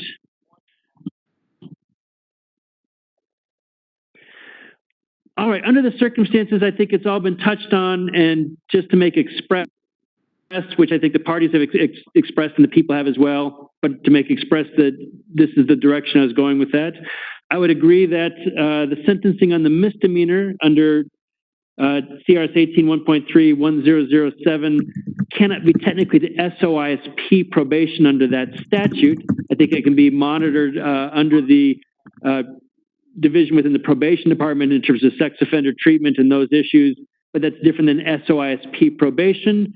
And People versus Ellenbrock, if it was SOISP probation, there is no conflict between the DOC sentence and the probationary sentence. But since it would be a normal probation on a misdemeanor charge, then there is a conflict. And so that requires that we do have the resentencing. What I'll do then is on the original count 4, I will reconsider that sentence and impose what I believe is a legal sentence to 8 years of probation. And then on the go to the second count. Count 10, since that's a misdemeanor, I will reconsider and impose a sentence to 5 years of probation that is consecutive. I'm going to find that the prior probation in count 4, that has been successfully completed at this point during the time that Mr. Edwards was in custody. The only conditions of that were that he'd gotten through that time and he's gotten through that time. So the probation on count 4 has been successfully resolved, and we can begin with the probation on count 10. Mr. Edwards, the good news is twofold. It's a shorter probation. It's a 5-year period instead. And certainly, if you meet the criteria for early termination, the probation department sometimes asks for that. That depends on how much effort you're putting into it. You'll have to follow all the terms and conditions, include any classes or therapy, monitored sobriety, any treatment. And my recommendation would be that it would be not a sex offender intensive supervision probation under the statute, but it be monitors under the sex offender supervision in terms of those requirements and any testing. There is presently a registration requirement that's in place. And other than that, Mr. Edwards, I'll verify with everybody, make sure I've covered everything. But a couple of things, it sounds like you'd be turning yourself in on the warrants on Sunday. It sounds like you should be getting out of custody very quickly with that, and the parole warrant should evaporate at this point and go away on that one. So as soon as you get released, you have to check in with the probation department at 303 West Colfax. Upon your release, check in with them right away and get that started. Make sure you don't miss appointments, you don't miss call-ins and so on. But before I wrap it up, anything further from the people? Your Honor, I just want to put on the record, pursuant to the VRA, we have made reasonable attempts to get in touch with the victim in this case and to get her position in regards to the resentence. We were unable to do so, but I do think we've met our obligation under the Victims' Rights Act. Thank you. And Mr. Ramporto, anything that you wanted to add or any additional instructions to make sure that Mr. Edwards is able to connect with probation once he wraps up that warrant? No, that he just should report upon his release out of custody, and then we'll get him started on his terms and conditions. Obviously, the only thing we haven't addressed necessarily is the special additional terms and conditions of probation regarding any sex offender conditions. What I would propose is that we review his case, and indicate to the court through a probation filing of any special additional conditions that should be imposed for him and regarding internet usage or access to sexually stimulating materials, social media, those special additional conditions. And then either I'll agree to those or either set it for a hearing to address later. That will work. And so, Mr. Edwards, it's critical. Make sure you make that contact. And once they do the testing and recommendations, I'll look at those. The biggest thing is I think there's an advantage to you here, and that things are going to be shorter. It's going to be a different situation. People seem to do one of two things. Either they take advantage of the fact that they get a benefit out of that, and they make sure that they comply fully and get everything done and behind them so probation doesn't get revoked, or they say, well, I got away with one thing and it got better, so I'm not putting in that effort. And then they end up getting put in custody. So my hope is that you say you filed the motion, you got everything taken care of, it's a better situation for you, and then you take full advantage of probation and the opportunity to say get back in control of your life. And I hope that we don't ever see you again on a revocation, and good luck. All right, thank you. The last thing, by the way, is the warrant is still active in the other case. I don't have control over that warrant. Candidly, I got to be honest, if you were in the courtroom, I'd have to have you taken into custody on the warrant.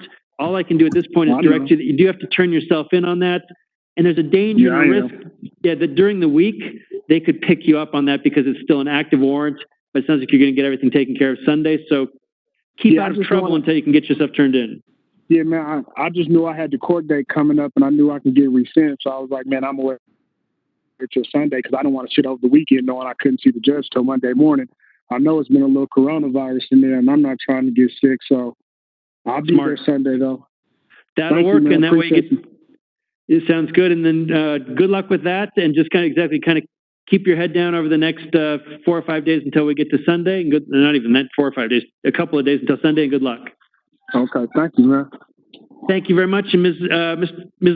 Kelly, Mr. Lee, and Mr. Ramporto, thank you as well. And we're all set. Thank you. Okay. All right. I think we have our afternoon hearing. I think we're just down to our matter in terms of Mr. Dolloff.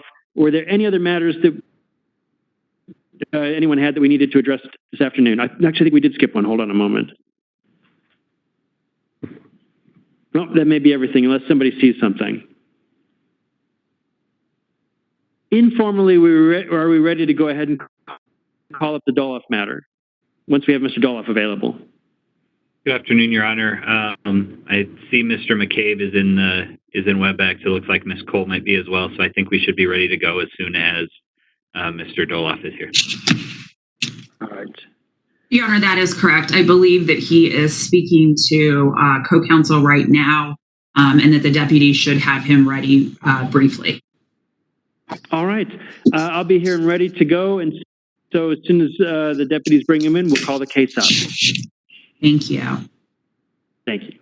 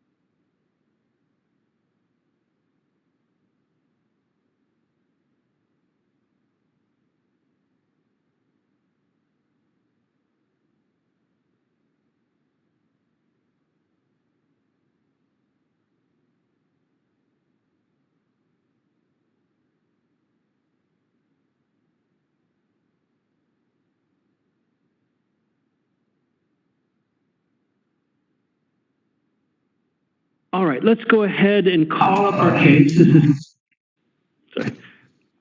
And mute that just so we don't get the feedback. This is case 20 CR 6007, People versus Matthew Dolloff.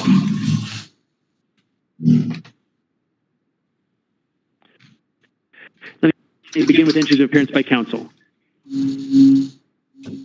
Zach McCabe and Austin Leidy for the people.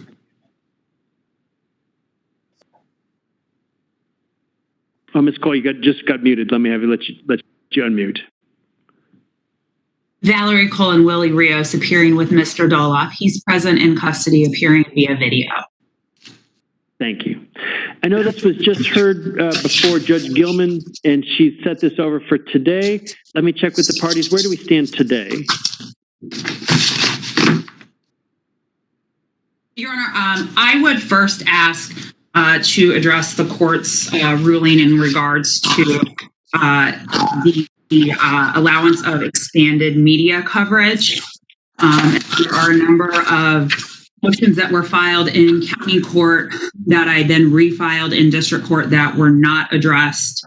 And we would also address to address bond, as Mr. Dolloff has been denied that opportunity thus far. All right. And are the people ready to address those motions? Yes, we are, Your Honor. And what I was getting some feedback from the different lines. So if your line got muted, it was just to avoid the feedback. But either Mr. Dolloff, feel free to go ahead and click on unmute if you need to get our attention or say anything or speak with your attorneys. And certainly, counsel, if you're temporarily muted, feel free to unmute when you need to say anything. With that, I want to turn that over to Ms. Cole and let you pick the issue that you wanted to start with first. Judge, I would start with the request for expanded media coverage. My understanding is that since we appeared in front of Judge Gilman, there was an additional request filed for expanded media coverage. I would note that the defense did not receive a copy of any request for expanded media coverage. It was not served on the defense, and so at first the defense has no notice of that. The only notice we have is the court's order granting the request for expanded media coverage. So I would ask the court to deny that request first under Rule 2 of the Colorado court rules, as defense was not timely or properly given a written request and allowed a meaningful opportunity to address that. Additionally, I would note for your honor that I just learned through Mr. Dolloff's social worker at the jail yesterday that he is and will remain in solitary confinement for the foreseeable future.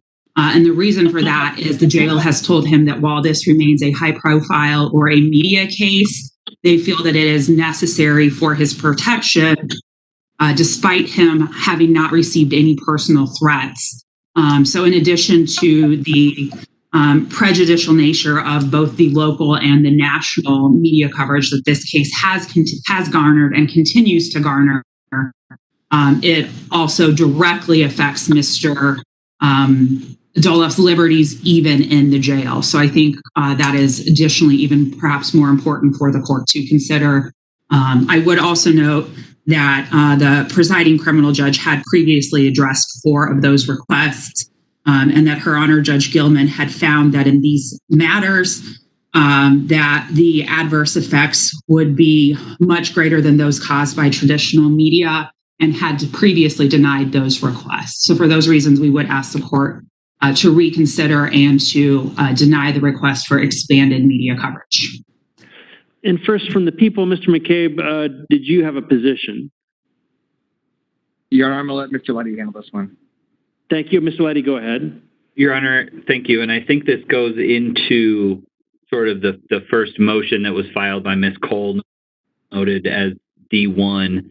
But I did note that Judge Gilman denied expanded media coverage for the previous hearing, but certainly with regard to going forward in the motion, she sent it over to Your Honor to make those decisions for this courtroom.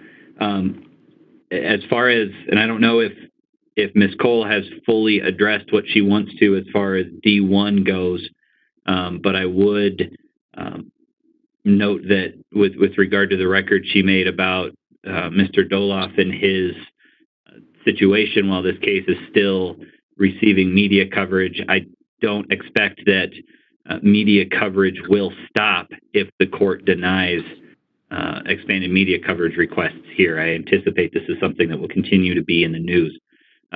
Given those situations, we would largely defer to the court as far as expanded media coverage pursuant to Rule 3 of the public access records, but would ask, should the court be granting those going forward and continuing through this case, that there be orders should victims appear, should other people be shown on video, that the court limit what can be recorded and what can be shared via video. All right. And Ms. Cole, I want to come back to you. I'm going to decline under Rule 3 to deny expanded media coverage based on the notice issue in terms of what's happened. It was filed in the case, and it looks to me like it may not have, through inadvertence, been sent to the defense. The defense had a standing objection, but I think those are absolute grounds to address the issue, and you partially addressed that. Although, in other words, what I'm saying is I would decline to do it simply on the misconnect on the filing and the notice, but I think that should give you grounds to address it before I approve it for the rest of the hearing today. Any additional argument in terms of expanded media coverage that you wanted to make today to supplement your record? Yes, thank you, Your Honor. I would note that all of the major metro area news stations, as far down as Colorado Springs and as far north as Fort Collins, have run broadcast stories on every half an hour on Mr. Dolloff and updates in his case. In addition to the local news and television coverage, the Denver Post, the Colorado Gazette, the Westwood, and a number of other local publications. And from what we can tell, every local publication has continued to run stories on Mr. Dolloff. In addition to the local media attention, this case has also received both national and international attention, both print as well as video and audio communications as well. I can tell the court that when I first started documenting some of the publicity that this case got, originally as of 10 p.m. on October 10th, which was the date of the incident, it was the #1 trending topic on Twitter for the United States. It has received a mention, and there have continued to be hashtags and other references to this case. But as time has worn on, the level and the amount of attention it has received has started to decrease. The publicity has run both ways. Some of it has been very favorable to Mr. Dolloff. Some of it has been very harmful to Mr. Dolloff. In terms of the publicity that has been generated, what's been particularly harmful to Mr. Dolloff is all of the other additional commentary that comes as a result of those print and specifically the news media that continues to publish and put this issue and this case back in front of the public and the forefront of their opinions. There have been references to Mr. Dolloff being a member of Antifa, a communist, a member of other terrorist organizations. There have been threats on his life. There have been numerous threats on his family's life, to the point that they had to involve local law enforcement in the area where they reside. Had law enforcement determined that some of those threats were in fact credible, and they are now currently residing at a location that is presumably providing them some more anonymity, but continue to receive those threats on an almost daily basis. In addition to that, we believe that allowing for expanded media coverage, especially in the form of video or other recorded clips, serves to only keep this in the forefront of public opinion. As Your Honor knows, cases like this often end up in front of the court for trials. And it's going to be very important and crucial to both sides to be able to pick or obtain a jury that has not yet been tainted either by the news or by the court of public opinion. And allowing for the continued and expanded media coverage only keeps this in the court of public opinion and allows for greater influence by people that do not know the law, are not subject to the court's rulings, or following any of the orders, and makes the position or makes it more difficult for all parties to obtain a fair, a neutral, and unbiased jury to serve and hear and try these matters. So for all of those reasons, we would ask the court to deny the request for expanded media coverage. To the people's point, I believe that the media coverage that is traditionally provided would be fair and sufficient to keep the public informed. It would strike that balance between over publicity and or potentially tainting a potential or future jury panel. I appreciate that. I want to come back, Mr. Leidy. I don't know that you need to make an additional record, but any additional record that you had? Not about this, no. Thank you. Thank you. Give me a moment.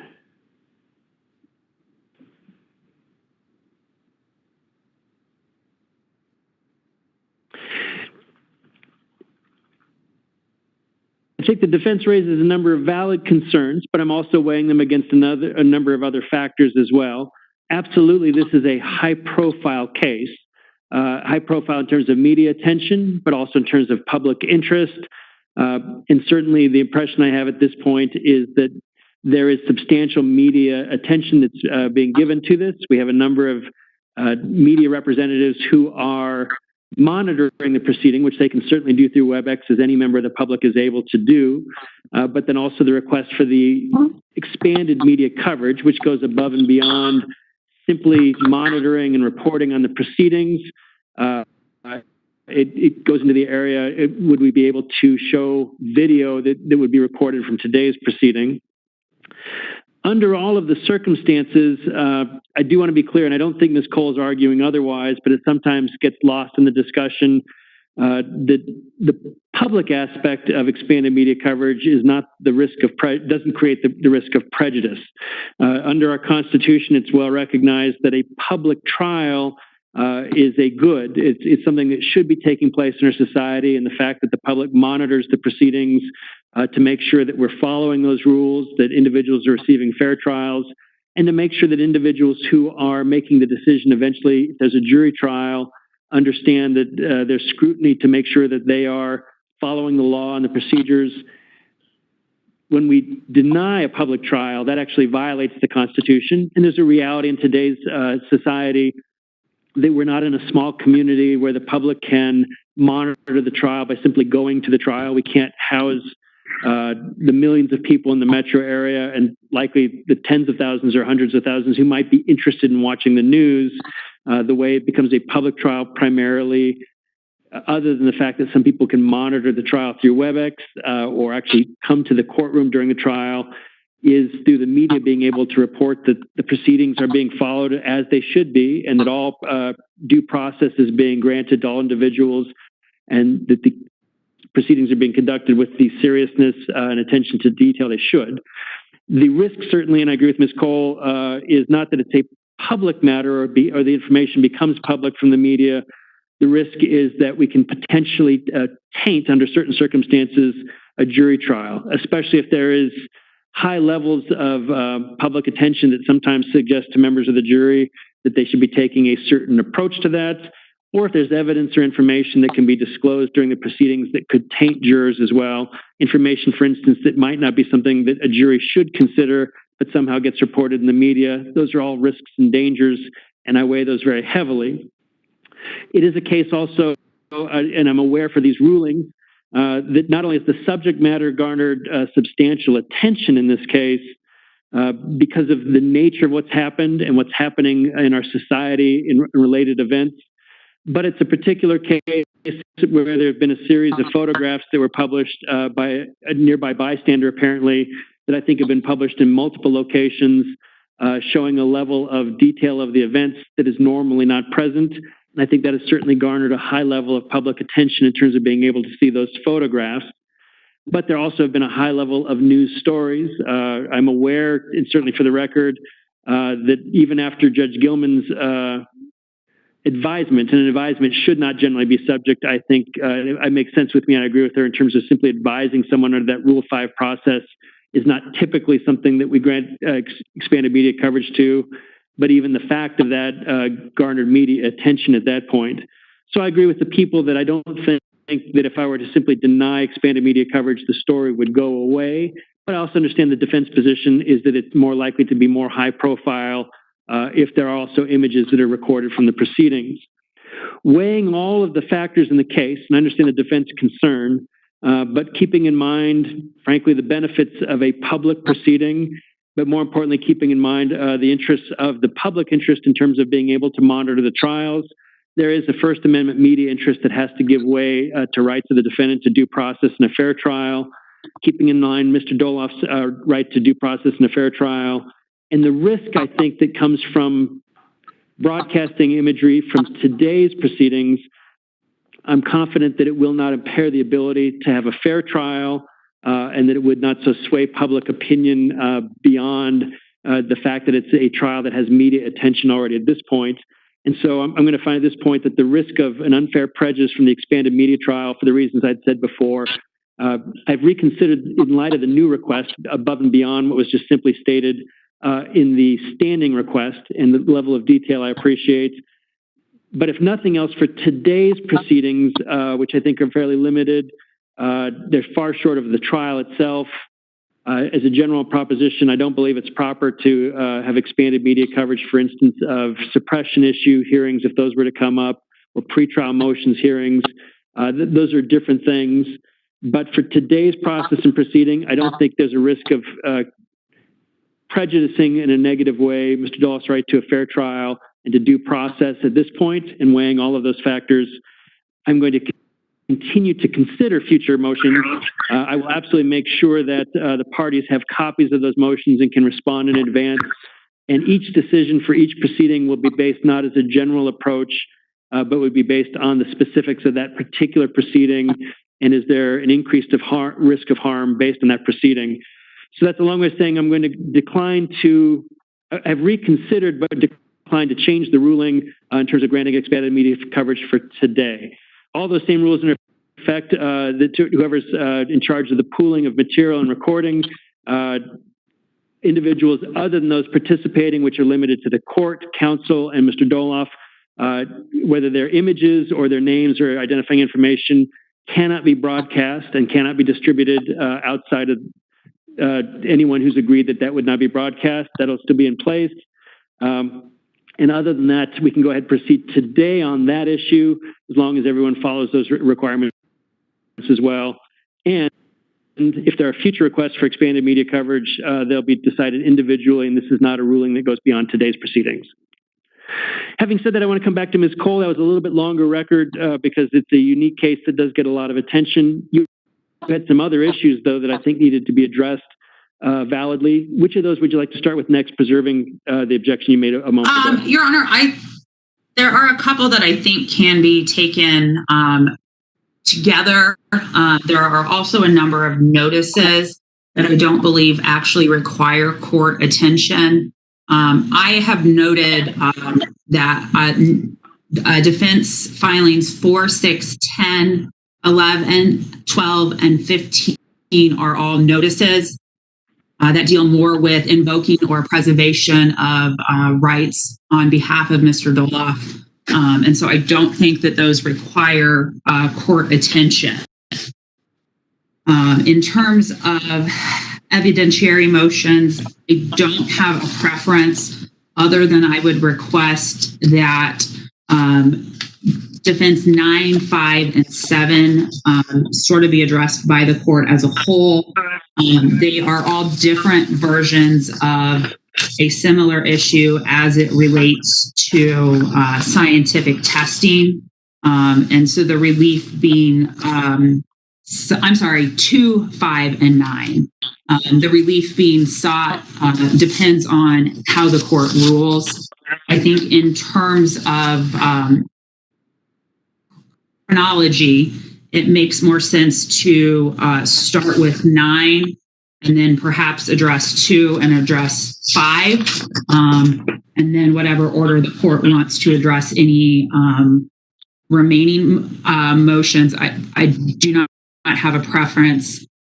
I would note that a couple motions have become moot due to the county court's failure to timely rule on them. I would inform the court that the defense would not be withdrawing those based on mootness for obvious appellate reasons should that become necessary, but would ask the court to make or issue rulings appropriately based on the timeliness or lack thereof on any of those particular issues. All right. Why don't we go to those issues then for the people, either Mr. Leidy or Mr. McCabe, especially with defense motions D9 and then also 2 and 5. Do you have a position? Yes, Your Honor. And if you wouldn't mind, if we could start with 2, would be my preference. Since we'll take them together, I'll let you present the argument in any order you'd like. Thank you, Your Honor. So defense number 2 is an objection to consumptive testing.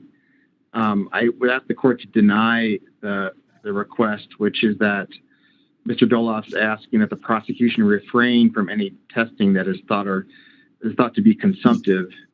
And the reason is not because we anticipate there being any consumptive testing. It's that, in fact, it's the opposite. As a practical matter, the way the Denver Crime Lab operates today and the methods that they have developed, it's virtually there are virtually no instances where there is consumptive testing that takes place. In addition, and if they were to run into a situation where consumptive testing might be a scenario that they would have to entertain, first, the lab has protocols in place by which they would contact the prosecution.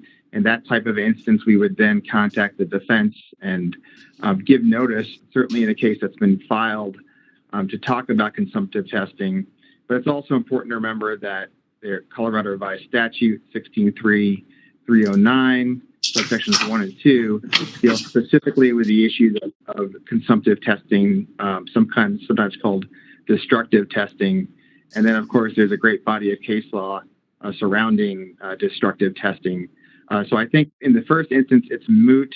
In the second instance, it's there are procedures in place, including statutes and case law, and also, of course, internal procedures within the crime lab that make this motion unnecessary.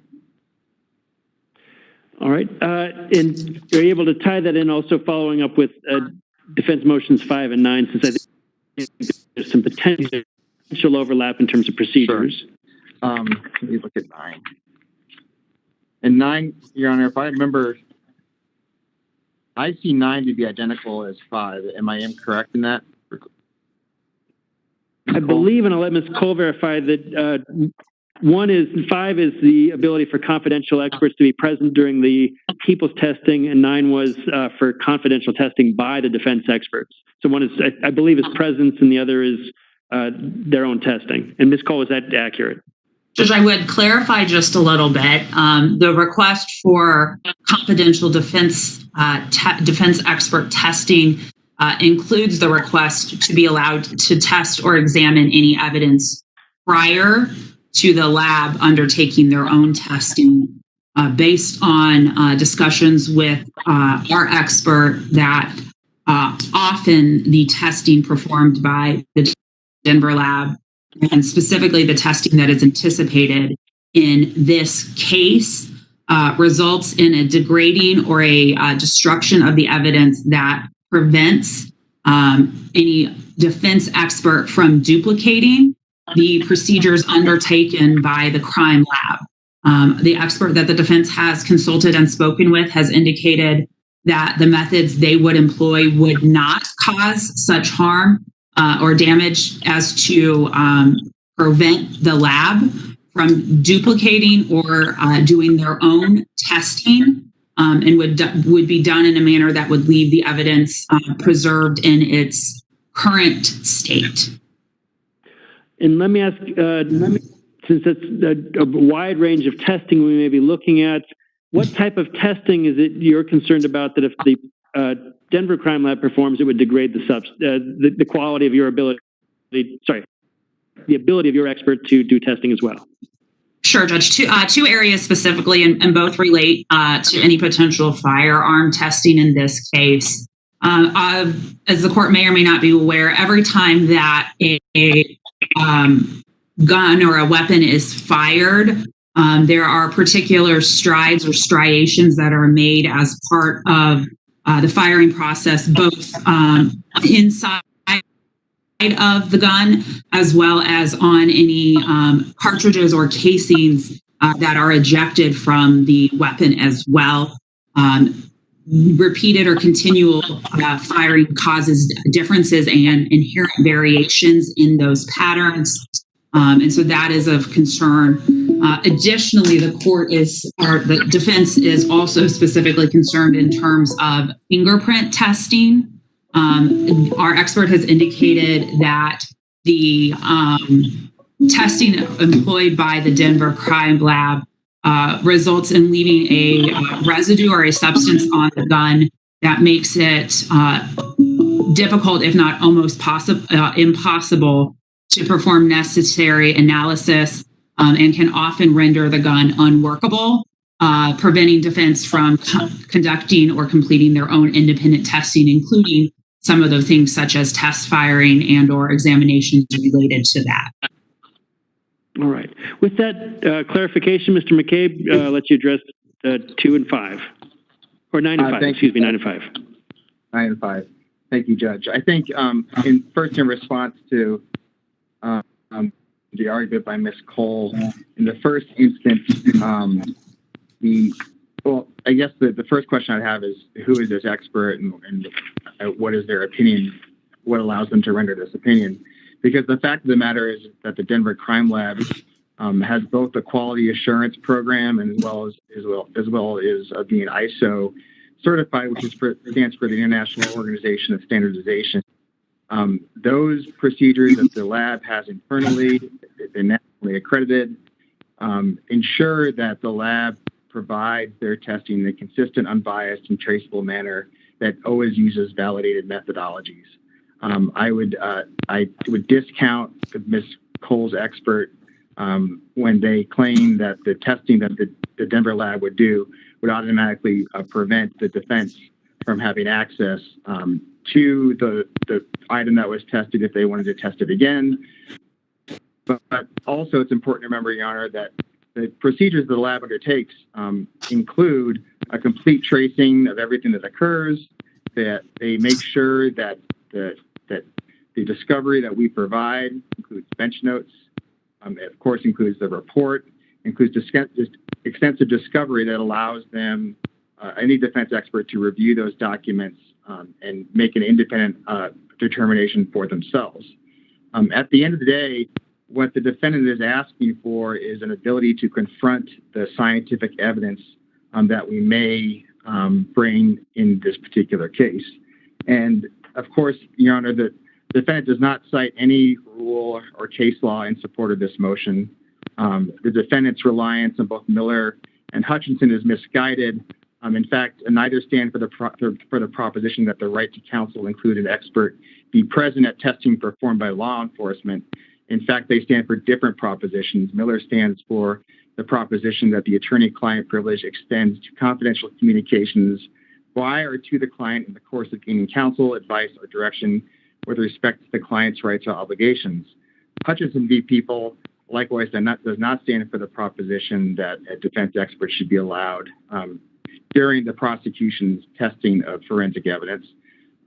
What Hutchinson stands for is that the prosecution's defense or use of a defense expert in its case in chief in the absence of a waiver or compelling justification violates a criminal defendant's constitutional right to effective assistance of counsel. And as Your Honor knows, the vehicle by which defendants, I will also first say that the defendant attempts to couch his argument in a due process claim. And as the court, I believe, is well aware, in Colorado, the rules of criminal procedure, specifically Rule 16, provide the defendant his due process rights, particularly in respect to expert testing. Rule 16 provides the defendant the ability to effectively confront the evidence brought against him. And the defendant has already requested, and I'm sure this court will grant, the discretionary disclosures under Part 1D of Rule 16, which specifically, as included in the rule itself, allow the defense sufficient meaningful information to conduct effective cross-examination under Colorado Rule of Evidence 705. The defendant is asking, in the first instance, to not allow any testing to be performed until and unless one of their experts is allowed to come in and be, as they say, not participate in, but however, just to observe. And I would note that the mere fact that the defense is now asking us to stop testing, the prosecution to stop testing, only will delay the results of any truth-seeking forensic testing that might occur, including those which may be exculpatory. In addition to the fact that this, in my opinion, Your Honor, this motion is not based on any substance, not based on law, other than possibly due process law. There's a practical consideration, Your Honor. First of all, the defense, I guess they're saying that they have an expert in line. I would like to know who that person is and what their qualifications are, because to allow somebody who would be unqualified to come in and observe forensic testing would in fact compromise the forensic testing process itself. As I mentioned, the lab has quality assurance protocols in place. They are ISO certified. Whenever they allow somebody outside of the lab's personnel. They have to take procedures, which should include both to prevent contamination. They need to get DNA samples, for example, from that person. They also need to shut down any other testing that's occurring at that particular time.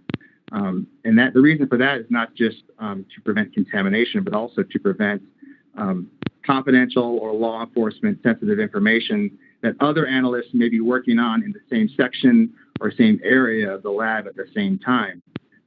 For a crime lab that processes 12,000 items of evidence a year, shutting down an entire section or room would come at a great cost.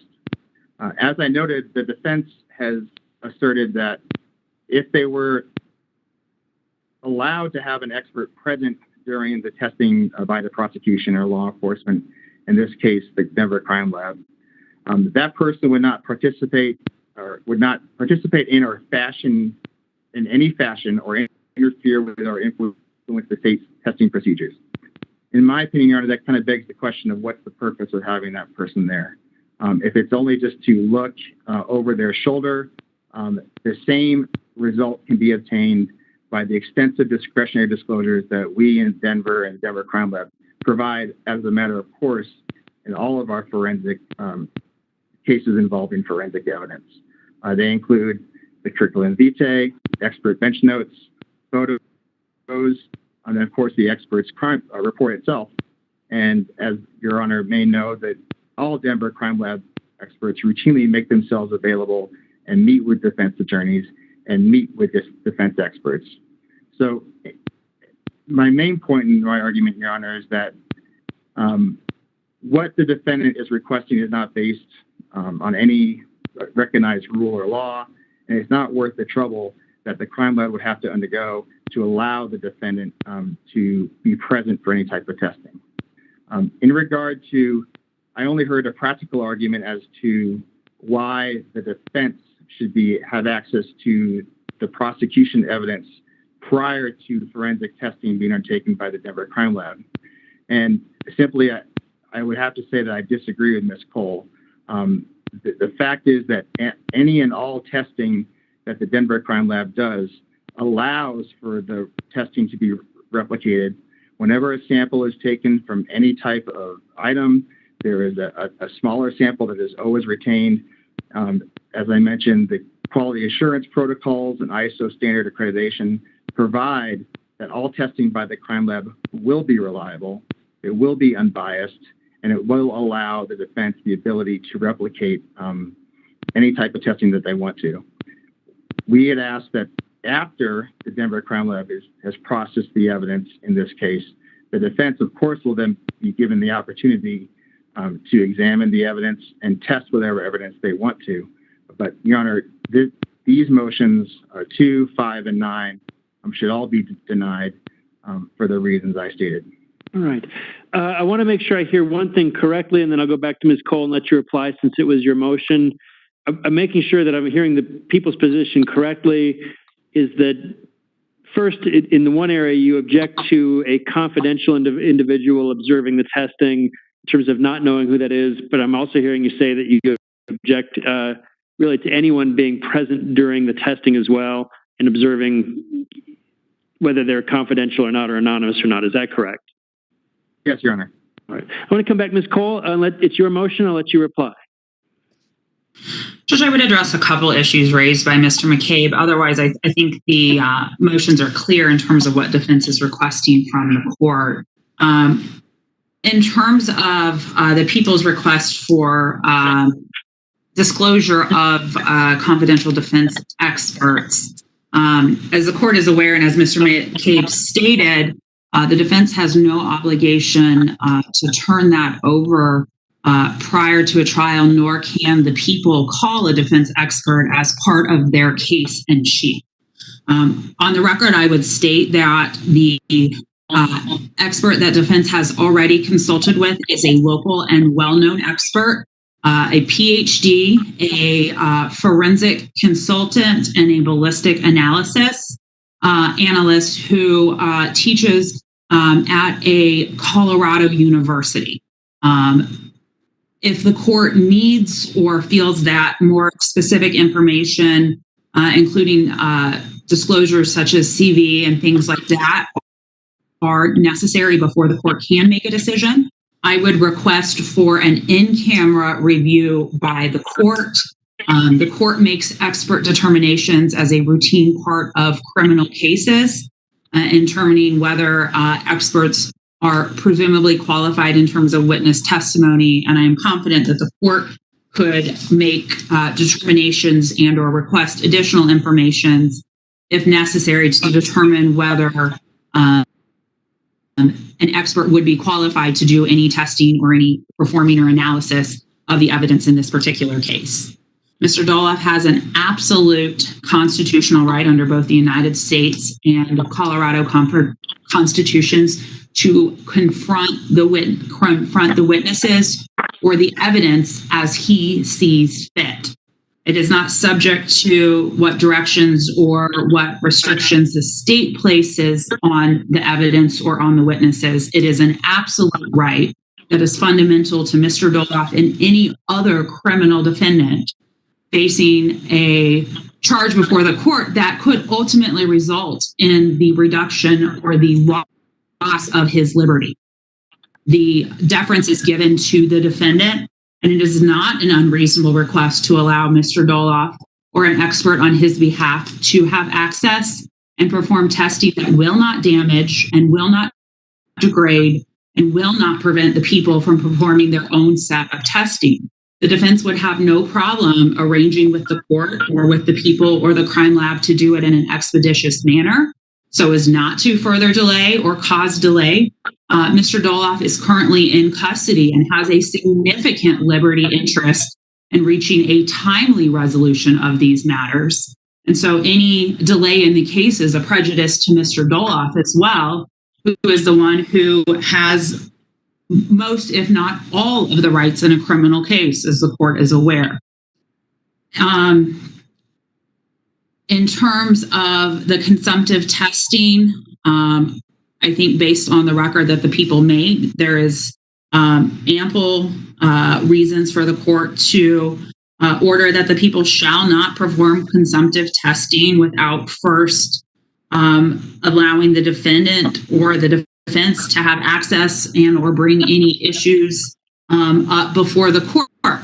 If Mr. McCabe's representation is that will not happen, the granting of this motion causes no effect or no harm to the people in any way. If it is the Denver Crime Lab's standard or normal procedure, the granting of the motion does not interfere or change their policies or their procedures in any way, and serves only to protect Mr. Dolloff and his right to both due process, confrontation, and effective assistance of counsel. So unless the court has any other or specific questions, we would rely on the record and the motions. I did have two questions, and I appreciate that you've narrowed things down. So these are just my two remaining areas. You've addressed several others already.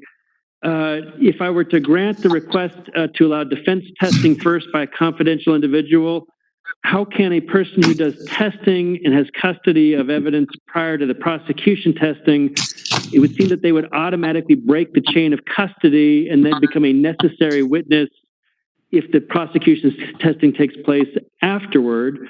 And so it seems it's impossible for them to remain confidential in that regard. If they test afterwards, it strikes me that there's no chain of custody issue for the prosecution's evidence. If they test beforehand, however, it seems they would have to be disclosed, and there's other chain of custody issues in terms of that. I want to let you address that. Typically, Your Honor, how that happens or how that works is that either a designated individual, the expert, a person from the lab, or an investigator from our office can either pick up the evidence or pieces of evidence, either one directly from the crime lab or from police property. Whereas typically the process that is employed is that an investigator from our office takes possession of it from someone at the district attorney's office. I don't think there are any issues in terms of chain of custody or documenting. Let me redirect you before I get too far. If someone comes in trial and says, I tested this document, if we just simply have someone who's not documented this piece of evidence, and we have an investigator who says, I picked it up and I gave it to someone who did something to it, it seems that it's become impossible for the prosecution to lay the foundation that it was in the condition at the time of the offense, because an investigator can't say, I didn't change its quality, I didn't, during the testing, this didn't change anything in terms of the status of that. All we have is that someone did something to it. We don't know what they did, and the prosecution then has to say it's in the same state or condition it was at the time of the offense. It strikes me that saying an investigator does that doesn't solve the issue, unless you're thinking of something different with the testing, and that's what I wanted to follow up on. Sure. I'll try to articulate more specifically for the court. First of all, we have a chain of custody form that we use, and we turn that over as part of discovery. And I think there's a difference between disclosing someone for purposes of chain of custody versus the disclosures that come with an expert witness designation. So in terms of, saying that the chain of custody, that the evidence was picked up by John and it was given to Paul for testing and then returned back to John and returned to the Denver Crime Lab. I don't think there are issues in terms of chain of custody. The people are still able to lay their foundation. In terms of independent defense expert reviewing, observing, testing the evidence is no different than a person from the crime lab.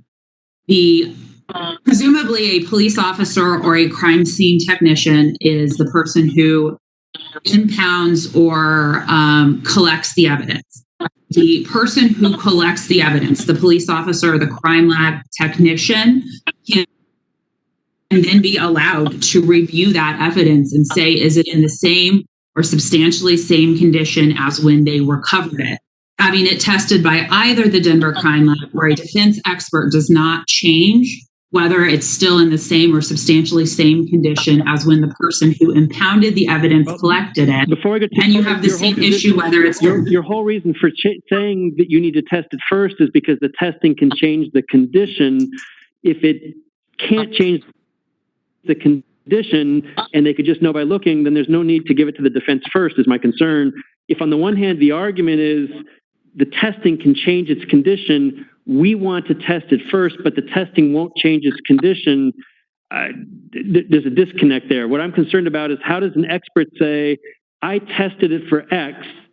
By the defense position, the testing itself can change its status and condition, and some unknown person that we can't call as a witness may have done something to it that could have changed its condition.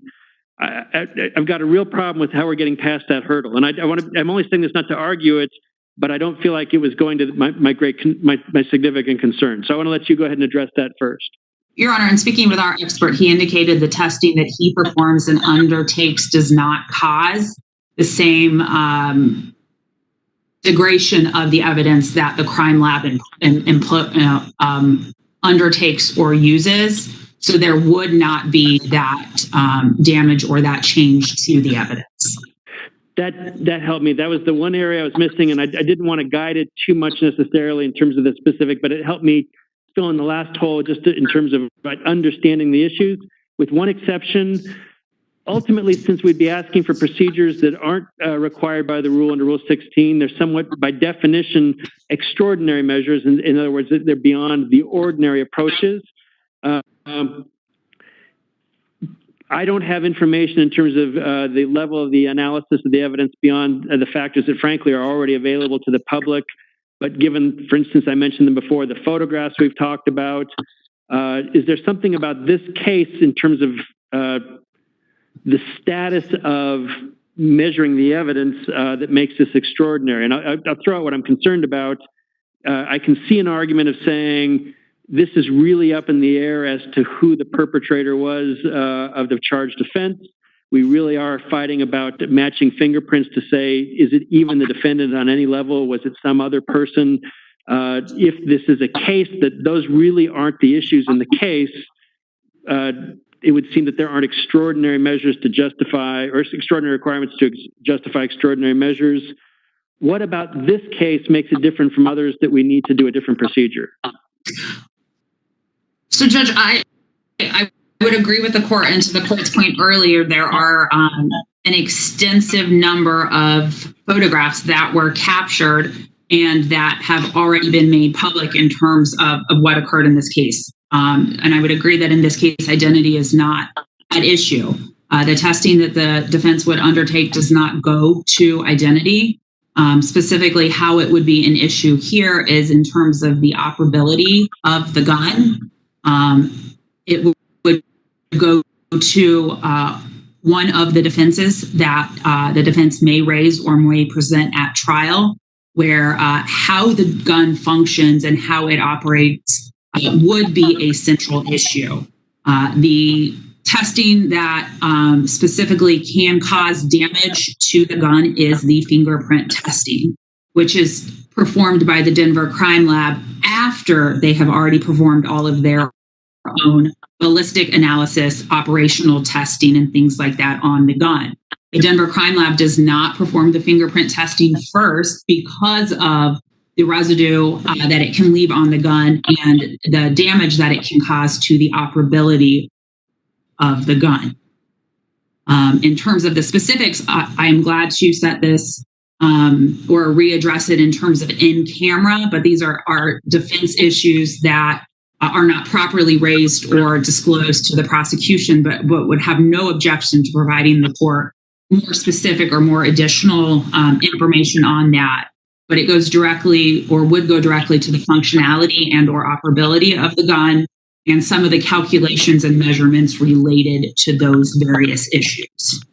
And that helps me tremendously. Let me put something in context, and if even my effort to put it in context puts you in the position of saying that's a disclosure issue, feel free to let me know.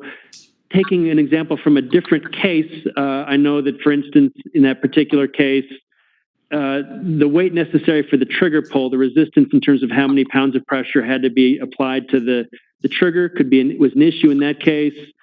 I don't know that in that case it was talking about, for instance, if fingerprinting could change that, and I'm not asking you to opine if it would, but is it that type of a situation that you're concerned about where, for instance, hypothetically, if the change in the trigger pull could be affected by fingerprint dust or whatever happens with that? I'm not saying that that's in this case, but is it that type of an issue? It would be a similar type of issue, Your Honor. All right. That's a good point. I want to come back to the people in terms of that issue, in terms of if there's testing by the defense that would need to take place before fingerprinting is done. Do you have a position in terms of that? Your Honor, I can tell you that Ms. Cole has a little bit of the procedure of the Denver Crime Laboratory inaccurate. In fact, the procedures in place now are that the same analyst performed the forensic biology, which, as the Your Honor knows, is the swabbing of an item if there were to be any subsequent DNA testing to obtain that sample. There's a latent print, which is the fingerprint process, and also the test firing of the weapon to produce the sample, the bullet and or the casing, which is then compared to what was recovered at the scene to make that comparison. I think that, again, Your Honor, defense argument that somehow the latent print process destroys their ability to test the firearm in a way that they want to, or either firearm in a way that they want to, is misplaced in this case.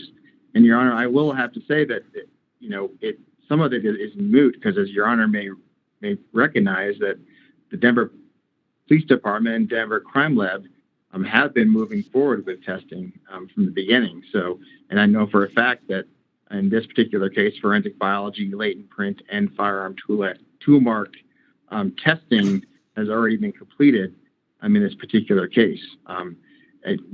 When I spoke with the crime lab about this motion, they did stop all testing at that point.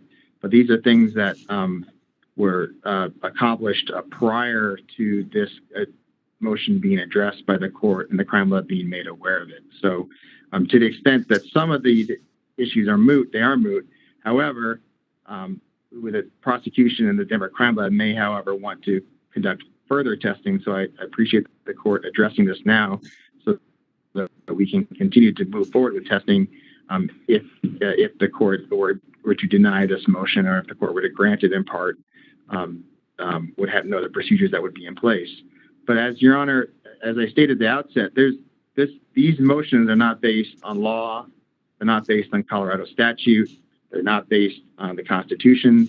They're not based on Rule 16. And Rule 16 provides the avenue by which a defendant is able to confront the evidence against him, particularly with respect to expert evidence.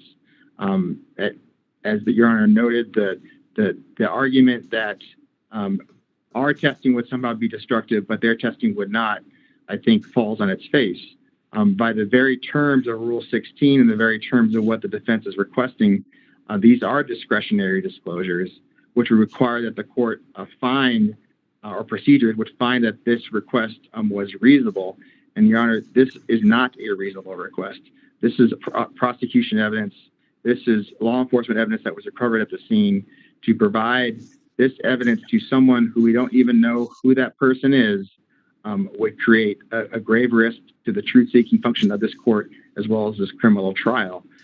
It is extraordinary request. It is an extraordinary request, and again, not based on any law or authority that I'm aware of. All right. There were some other matters, and I'll make a decision. I'll talk through that process for the decision, but we should probably move to the other arguments as well. Coming back to Ms. Cole, what issues else did you want to address next? Judge, I have D3 in front of me, so if the people don't object, I would just address D3. It's a good one to address. Go ahead. Your Honor, I think the motion speaks for itself. I would note that I have had conversations with Mr. McCabe, and he's indicated that his office does not intend to be speaking out publicly about this case. And I think given the record that I have already made in terms of the request for the denial of expanded media coverage, the elements for the request for quote unquote gag order are essentially the same, same reasoning and same logic behind that. Additionally, I think when the statements come from law enforcement, they come from the prosecution or they come from the defense, there is a certain aura of reliability in those statements. And any of those extrajudicial statements from any party are made without the rules of evidence being applied by the court or without allowing the opposing party the opportunity to object. So we would ask the court to enter orders accordingly. Mr. McCabe, your position on defense motion 3. Your Honor, I will note that I did speak with Ms. Cole in general about the case, and I noted that our objective is not to try this case in the media. But in fairness to Mr. Lighty, he's the one who prepared to address this motion. Go ahead. So I'll let him address it. Your Honor, I suppose big picture here, there are a number of rules that are already in place. Ms. Cole cited them in the motion. The Colorado Rules of Professional Conduct, sections 3.6, 3.8, as well as the American Bar Association Standard for Criminal Justice, sections, and basically Chapter 8 and the sections after that. The people certainly will abide by the rules that are in place and don't have an issue with orders of the court as long as they are based both in law and fact, and not just a blind blanket gag order as it seems to be requested here in this motion. There are provisions within those rules, provisions within the statutes that do allow some commenting, and I think that those are appropriate to make in the appropriate times. I would note, Your Honor, that for the most part, comments that have been made and extended to the media have come from attorneys representing the defendant's family. For the most part, those are the official positions that we've been hearing and seeing. There haven't been a substantial amount, if much, commenting from law enforcement, from the police department, from the DA's office. So I don't believe that it has been an issue yet, and certainly would ask the court to, if the court is going to make a ruling in an order, to simply reinforce the rules and the laws that are outlined already in the rules cited. I would note additionally, for purposes of, as already addressed in defenses 1 and here today, the in general definition section in the Fair Trial and Public Disclosure regard to Rule Standard 8.1 indicates that the views of the American Bar Association in Part 1, Section 8-1.1, subsection B3, that lawyers and others involved in the criminal justice system also have a duty to promote respect for and confidence in the criminal justice system. And I think that goes toward what the court was saying with regard to defenses 1 with the media coverage. Is a certain level of openness that we need to have under certain guidelines. Those guidelines are in the rules as outlined, and I would just ask the court to essentially acknowledge and comply with those. Ms. Cole, any reply? Judge, I think the motion is clear in terms of what the defense is asking. I don't believe that Mr. Leidy has added anything different that would require an additional reply from the defense. So and I appreciate the fact that certainly the opportunity to reply does, if you've already addressed the issues, doesn't mean I was expecting a reply. I appreciate that. Let me let you go to the next motion. Judge, I would go to defense 7. All right. In terms of the production of evidence, I won't try to pick an attorney either, Mr. Leidy or Mr. McCabe. Do you have a position in terms of defense 7? Your Honor, I would first of all note paragraph letter G. There is a separate motion that has been filed specifically with regard to movement of physical evidence. For the purpose of this motion, I would have to either strike or defer that to the separate motion that had been filed. In paragraph A, I am reading paragraph A when it says all recordings as video recordings of interviews and not necessarily anything that has been recorded. If I'm misreading that, I would ask Ms. Cole to clarify there. Your Honor, the paragraph B with regard to the police notes is a problematic request. And I think that part of that is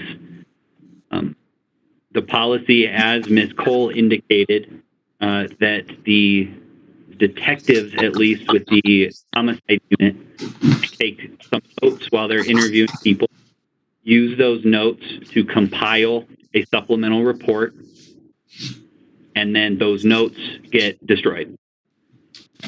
So, as Mr. McCabe indicated, this case has been going. This case has been proceeding in the investigation. That process has largely happened already. With regard to those notes, however, in looking at Rule 16 and the disclosures that are required within Rule 16, those notes are specifically not required to be disclosed. There are a number of cases that have addressed this in the past, including Goldman v. U.S., 316 U.S. 129, noting there's no general right to inspect police officers' notes or other internal investigative memoranda. People v. Shaw, 646 P. 2nd 375, does indicate that the state is under no duty to preserve and turn over rough notes that were later summarized in a discoverable written report, which we submit this has been, and that would be what qualifies here. There is also a case noted U.S. v. Hozian, H-O-Z-I-A-N, at 622 Federal 2nd, 439, that does indicate that the defendant might be able to gain access to those notes, rough or otherwise, by establishing that the notes are a substantially verbatim statement of the defendant or a witness. noting in the procedures in a detective's interview, jotting down notes, using those notes to create a supplemental report. The Rule 16 certainly doesn't direct those to be discovered. I don't believe the case law directs those to be discovered, and would ask that the court deny that request. Moving to, go ahead. To paragraph F, the request being all correspondence, including email and text mail correspondence by or to law enforcement and the prosecution concerning the investigation of this case. No authority other than a blanket Rule 16 citation was provided for that request. I would note under Rule 16, subsection E, number 1, under the work product section of matters not subject to disclosure, disclosure shall not be required of legal research or of records, correspondence, reports, memoranda, to the extent that they contain the opinions, theories, or conclusions of the prosecuting attorney or members of his legal staff. Your Honor, if we're in a situation where there are emails that are being exchanged, if a detective points out, I interviewed this person, here's what they said, if that statement is not put into discovery somewhere, those emails may become relevant as far as discovery, but a blanket all correspondence to do with the investigation of this case falls directly under the worked product exception to Rule 16, and we would ask the court not grant paragraph F as well. All right. And I think it's good to save G, because I agree G has some more detailed arguments in a different motion. But Ms. Cole, I'll let you respond. Judge, I would note a couple things for the court. First of all, in terms of the collection of evidence, I think this case is a little bit different than some of the cases that are typically before the court. This case occurred at a very public event with a very large number of people and or witnesses present. There is no way or no ability for the defense to recreate that scene with the exact same people or exact same witnesses that are present.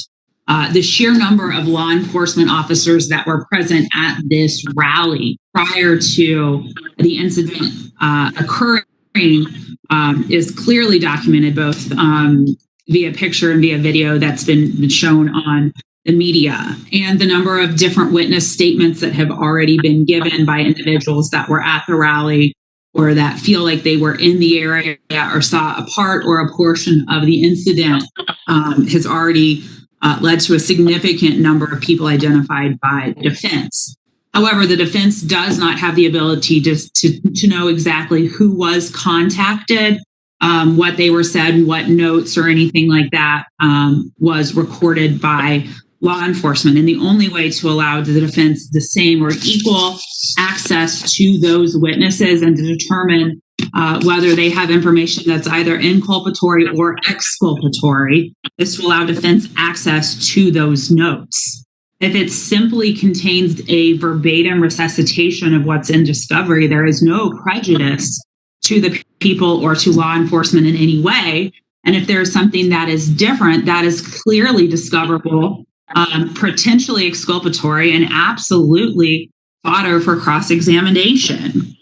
I would also note that just recently, in terms of communications between this district attorney's office, the crime lab, and Denver police in a case in front of Judge Grant, it was made known that there were communications between the district attorney, the crime lab, and Denver police that the cause of death was in fact or could not be ruled a homicide. And it wasn't until after the court granted a subpoena that allowed those emails to become public or to be turned over to the defense that defense was able to discover exculpatory evidence that had been present for well over a year. I would agree that the people are correct in their recitation that Rule 16 does not allow for disclosure of legal research or thoughts by the district attorney or their staff. If there is information that is trial or strategy or things that fall under that in terms of communication by the district attorney or by their staff, that can easily be redacted or can be subject to an in-camera review by the court. But these disclosures are absolutely discretionary and should be disclosed in this case because of the type of case, the type of witnesses, and the practices or history of not all or full evidence being turned over to the defense in this case. This is a case that carries a significant penalty of up to 14 years in the 48 years in the Department of Corrections, and not allowing Mr. Dolloff full access to the evidence, including notes, including emails, including communications, puts him in a position where he can neither fully determine what is in fact inculpatory, exculpatory, and potentially not present a full defense. All right. No, I think I understand the positions. I've been taking notes as you've been saying that, and I got them all down. Unless there's something more for either party to add, let me move to our next issue, which may be the one that's related to movement of evidence. But Ms. Cole, I'll turn that over to your discretion. Judge, and this just goes, I think, more specifically in terms of chain of custody, which the court brought up as part of a prior motion. I think the court understands clearly the need for a documented and established chain of custody. And for the same reasons the district attorney has concerns about defense having access to the evidence first, the defense needs to be able to know and account for any chain of custody involving movements or anything like that related to physical evidence, so the defense can have an opportunity to investigate whether there is in fact any alteration or changes to any of the physical evidence in this particular case. Either Mr. Leidy or Mr. McCabe, your response to defense 8.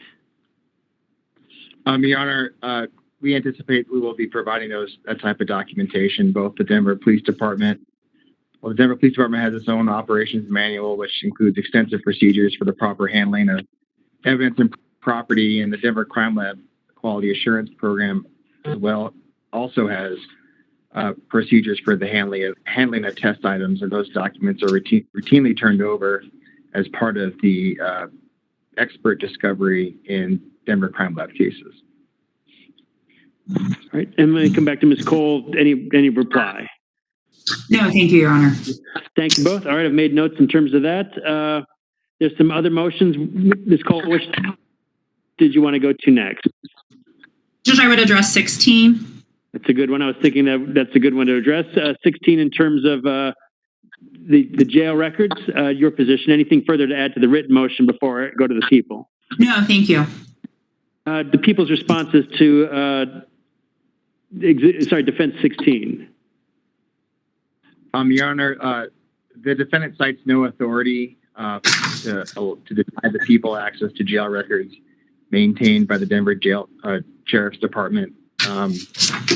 They're not protected by privilege. I noticed that Mr. Dolloff does assert that in certain areas there may be privileged information contained within jail records. However, the people would not seek to obtain those.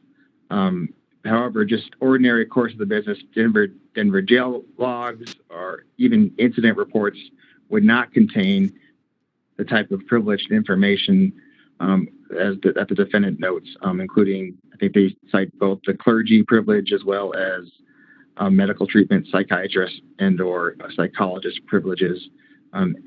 There's really no authority, Your Honor, to deny one law enforcement agency from providing another law enforcement agency records concerning Mr. Dolloff.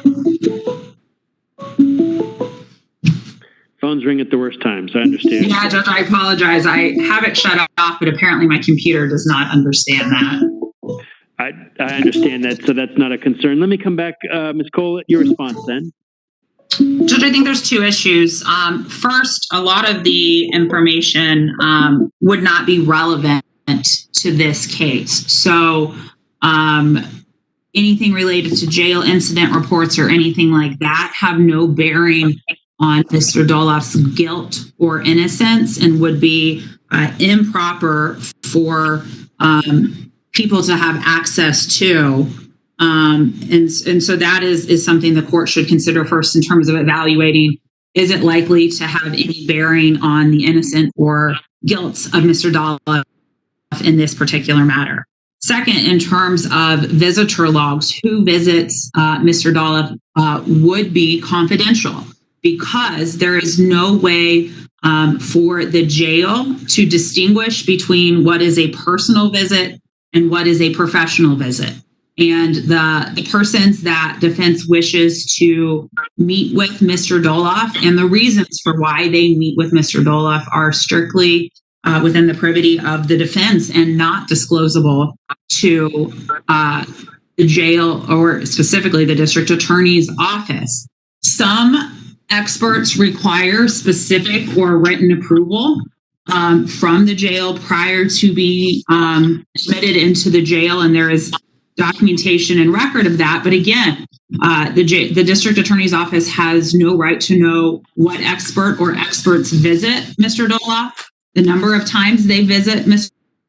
Dolloff, or the links of the meetings or anything like that. The number of times that he's met with counsel, the number of times he meets with an investigator or any other person that the court, or I'm sorry, that the defense feels would be appropriate. Those are directly covered under attorney-client privilege, and we would ask the court to grant the motion prohibiting the district attorney from having access to any of that confidential information, and whether it's via phone call, via in-person visit, via video visit, whatever may be required given the current COVID restrictions, they still remain governed and covered under attorney-client privilege. And that was more extensive in terms of some areas I don't think the people addressed, and it addressed some things that I don't know that the motion necessarily did. Mr. McCabe, you don't have to, but any additional record that you had in terms of those issues? Yes, thank you. In the first instance, Ms. Cole raised the evidence of relevance, and as relevance is always going to be an evidentiary issue. To allow a blanket prohibition from obtaining this information does nothing to talk about what is relevant and what is not relevant. The court has a gatekeeping function to not bring relevant evidence, and that would be a determination at trial. The second argument forwarded by Mr. Dolloff was that these are confidential. It's confidential, and what the rules of confidentiality talk about, Your Honor, are communication. And simply a jail log does not include communication. It's not include communication between an attorney and Mr. Dolloff, psychologist and Mr. Dolloff, psychiatrist and Mr. Dolloff, clergyman and Mr. Dolloff. Again, Your Honor, this is a request that is not based on law. There's no authority to deny the people the access to these records, and it would be Your Honor's determination to see whether they'd be relevant at trial if the people were to move to admit information gained through obtaining these documents. All right. I think I understand both positions, and it is spelled out in more detail in the defense motion. Arguments that didn't, I appreciate, were not simply repeated from in writing. I'm keeping all that in mind. Let me shift over. Were there any of the motions the defense wanted? We haven't gotten to bond. We'll save that. But any other motions the defense wanted to address? Judge, I think the only one the court has not addressed is 17. Her Honor, Judge Gilman did already note the request for preliminary hearing and had deferred the setting of preliminary hearing to this court. So that has been addressed as part of 17. In terms of partial discovery, I would note that we did receive discovery from the district attorney's office this morning. I have not had a chance to review it, so I can't offer the court any clarification as to what has or what has not been provided. And so I would just ask leave to address any specific issues raised as part of 17's request for partial discovery, after upon review, determined that there are outstanding items and readdress that with support. And as the court mentioned, we would still request to address the issue of bond. All right. First, let me go to the preliminary hearing request. Any position by the people in terms of that request? No, Your Honor. I think that's straightforward. And actually, I appreciate the fact, frankly, trying to anticipate what discovery may or may not be there before counsel's had an opportunity to see what evidence is there and what discovery has been made. That's a long way of saying, yes, if after reviewing that, you needed to revisit that, the fact that the motion was filed would not foreclose that. So we can always take that up before we get to a preliminary hearing. We'll definitely set a preliminary hearing today. That motion will be granted. But let's go ahead and address bond. In other words, I think I said that poorly. We'll set a preliminary hearing, and then Mr. Rios or Ms. Cole, if you find additional information that you say, we haven't got this and we want to raise the discovery issue or ask for discretionary discovery, you're free to do so. And I said it in the order of Mr. Rios and Ms. Cole simply because that's how I looked across my board. I should probably said Ms. Cole since you're handling that. But Ms. Cole, let me go to the next issue. Were you ready to address bond? Yes, Your Honor, and the court was not wrong. I may be speaking, but the court's aware of who the star of the show is. Mr. Rios, I probably disagree, but I appreciate the professionalism between you. Let me go ahead. Ms. Cole, go ahead.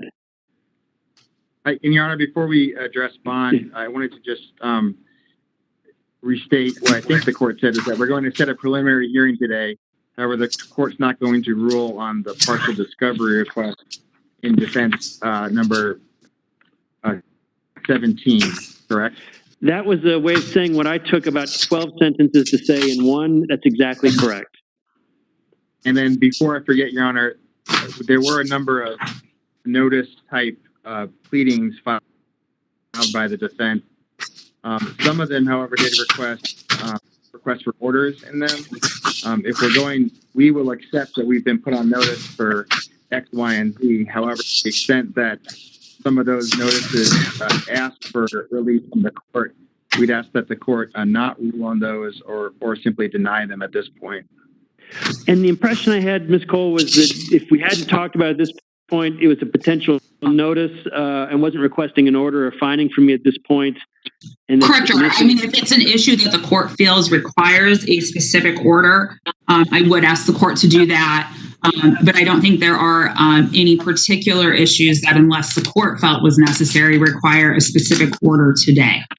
Fair enough. And I'll look over them again. And if there's something I feel like is titled a notice, but really involves the need for an order, I'll let both parties know. Thank you. All right. With that, then, let's move to the bond issue, and I'll start with the defense of your position. Yes, Judge. Mr. Dolloff's bond was set at $500,000. It was set by Judge Gilman, presumably after review of the arrest warrant in this particular case, and it was set without argument by either party. And so Mr. Dolloff is asking for the opportunity to address bond as is his right. We did give people notice in terms of bond, both through the written motion and also in speaking with Mr. McCabe. So they have had the opportunity to reach out to do VRA if necessary. But I would note that Colorado statutes allow for this initial setting of bond to be addressed, even if the people have not had sufficient time to comply with VRA. There are a number of things that I believe that the court must and should consider in terms of bonds. Ideally, this is the type of case that I would ask the court for a PR bond, because I think it's clear that Mr. Dolloff was and did act in both defense of himself and defense of another.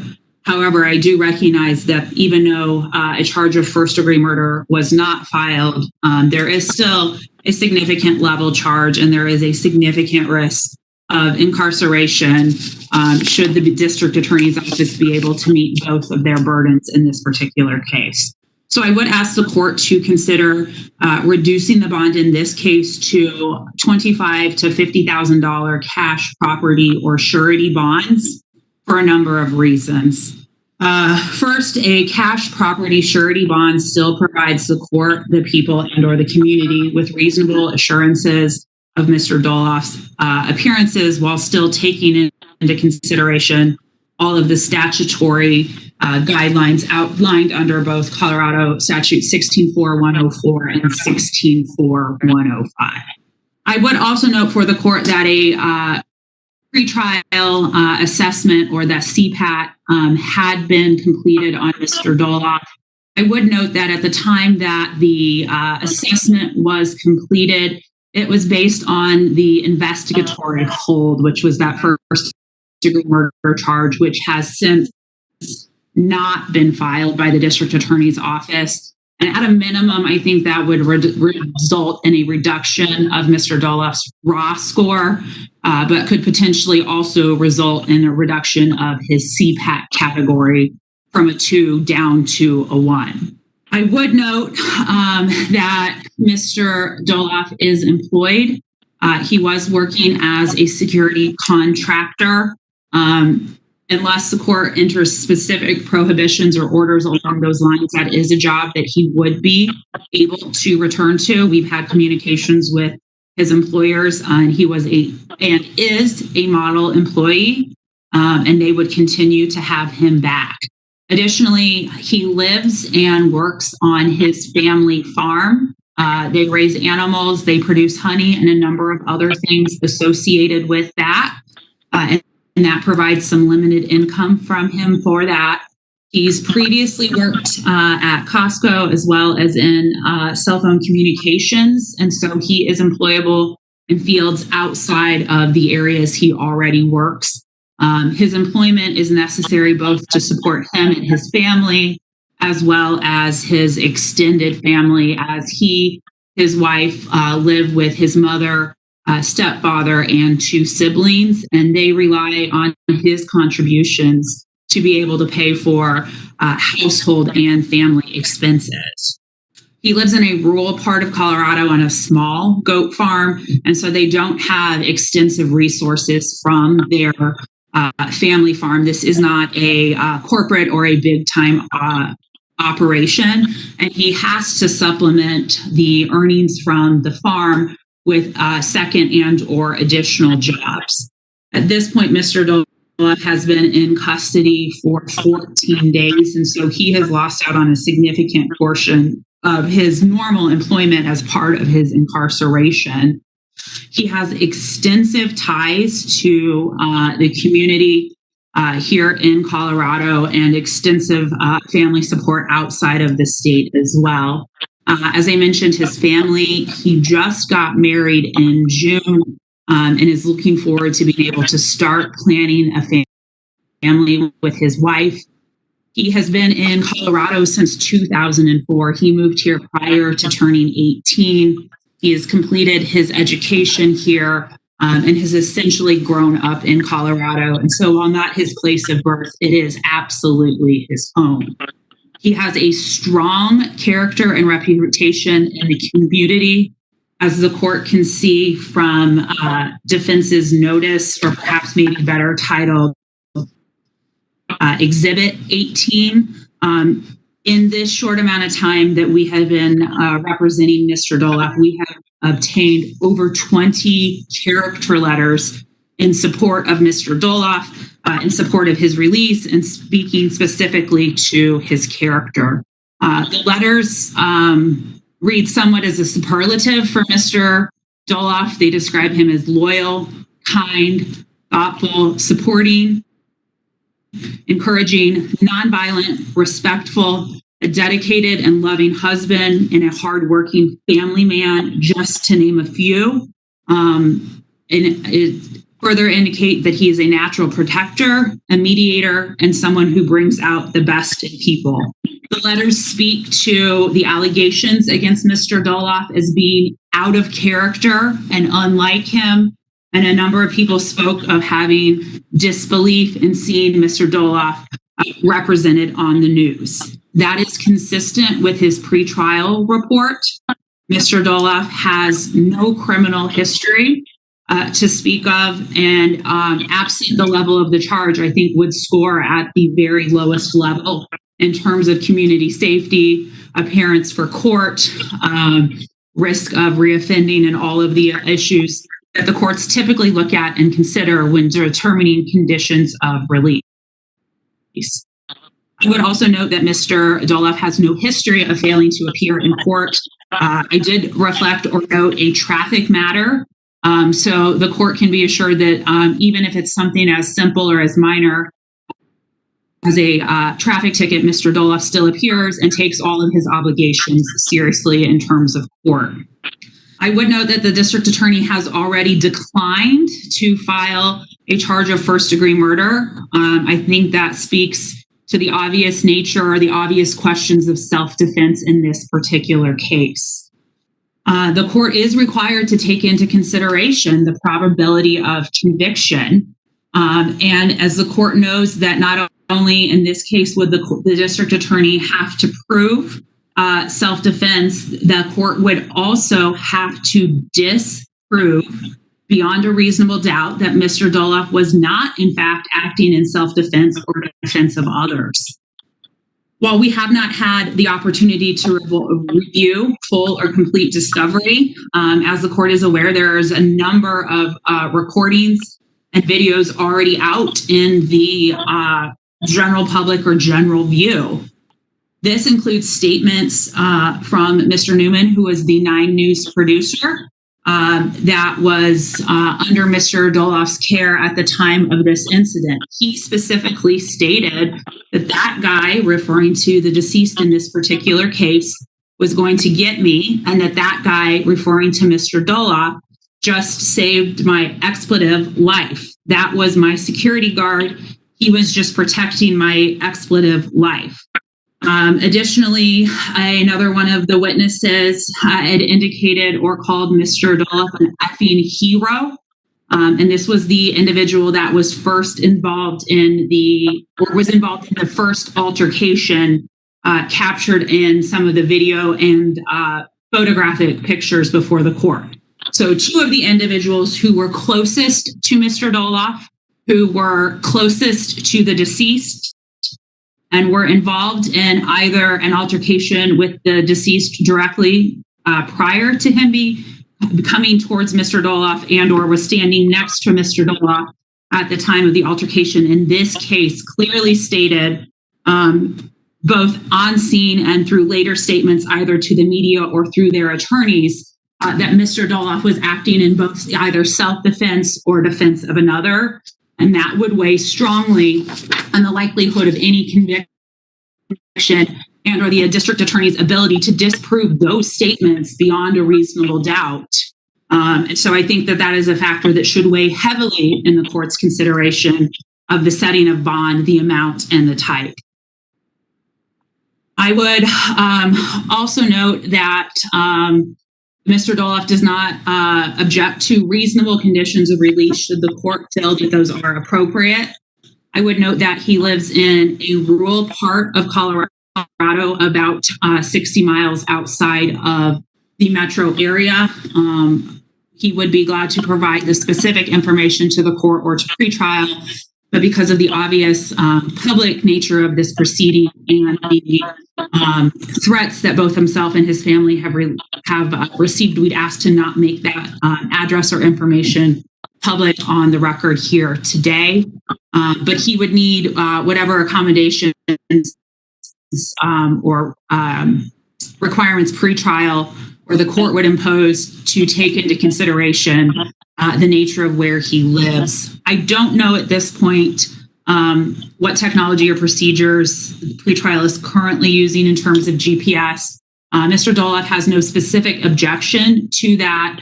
His only concern is he does not have a landline. And so if there's a way to accommodate that, that allows him to be monitored but doesn't set him up for potential violations, we would ask that be taken into consideration.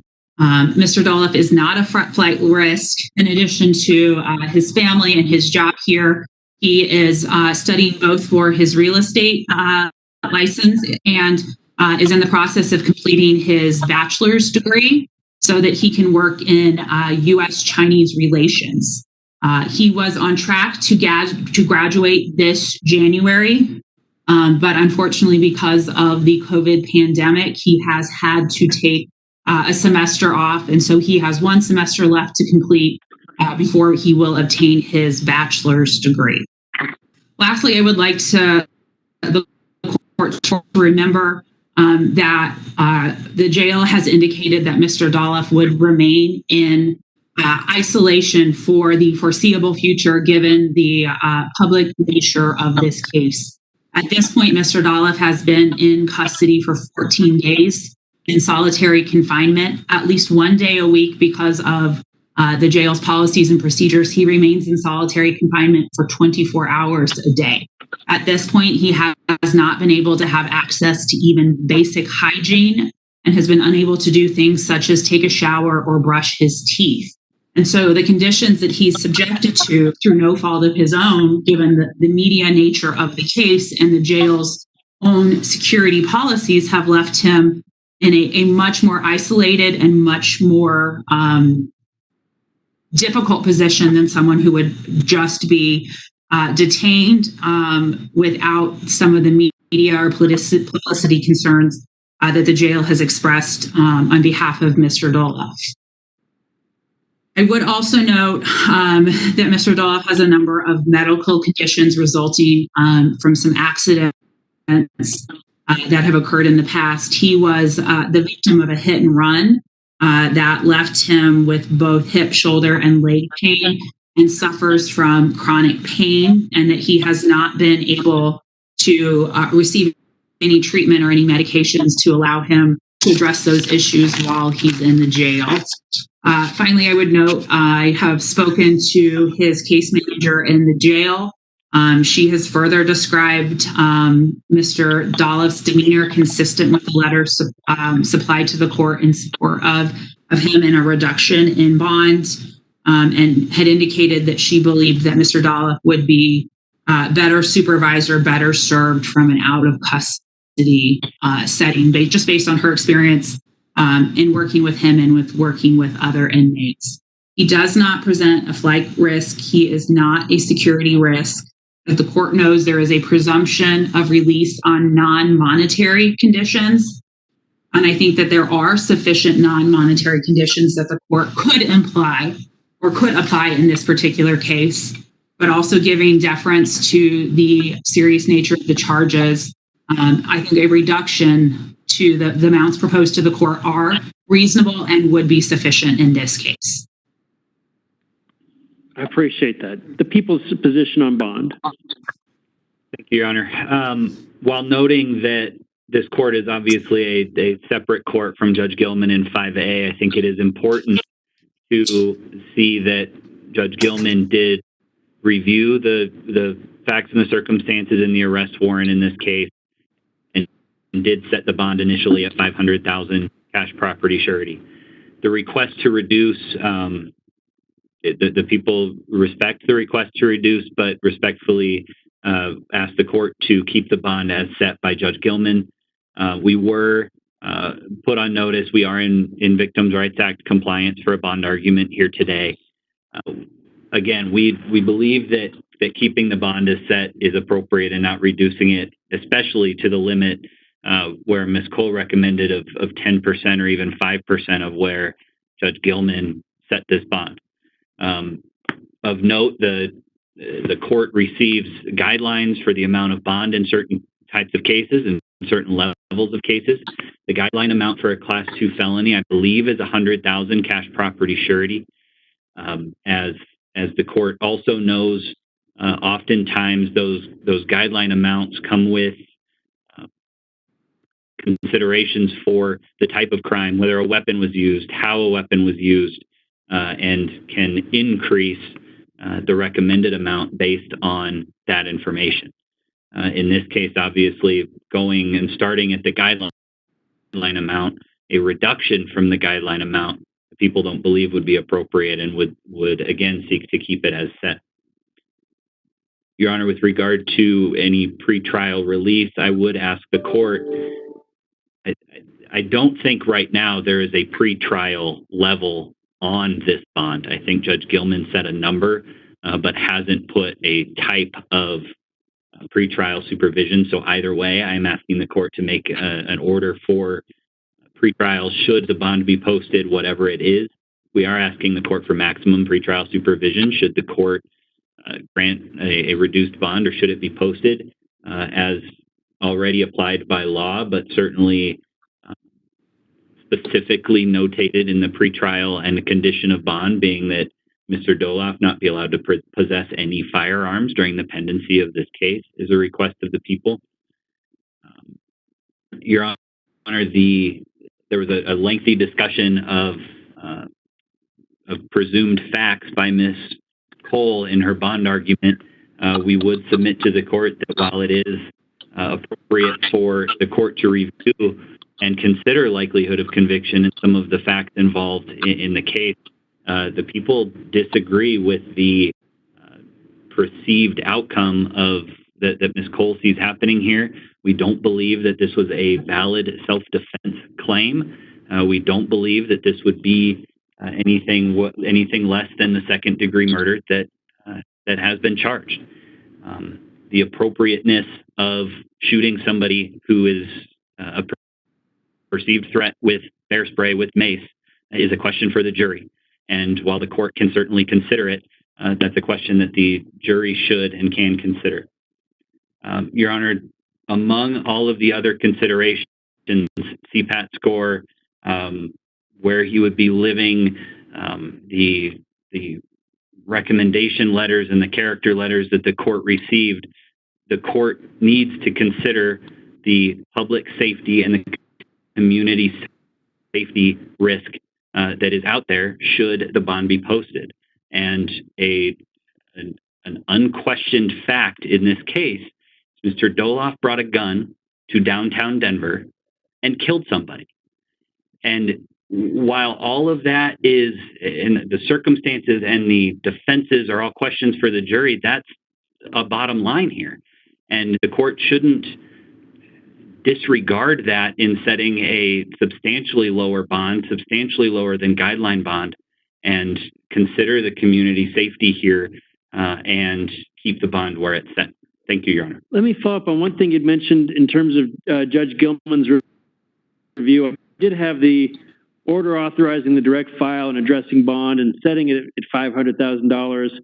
I don't have in the file, and I don't think I've had access to any documentation that talked about facts of the incident that may have been considered. Was there something other than the nature of the charges and the status of the case that was decided in setting the initial $500,000 bond as far as the people are aware? Not that we're aware. At first advisement, it was obviously a no bond hold, so I don't believe any facts were discussed there.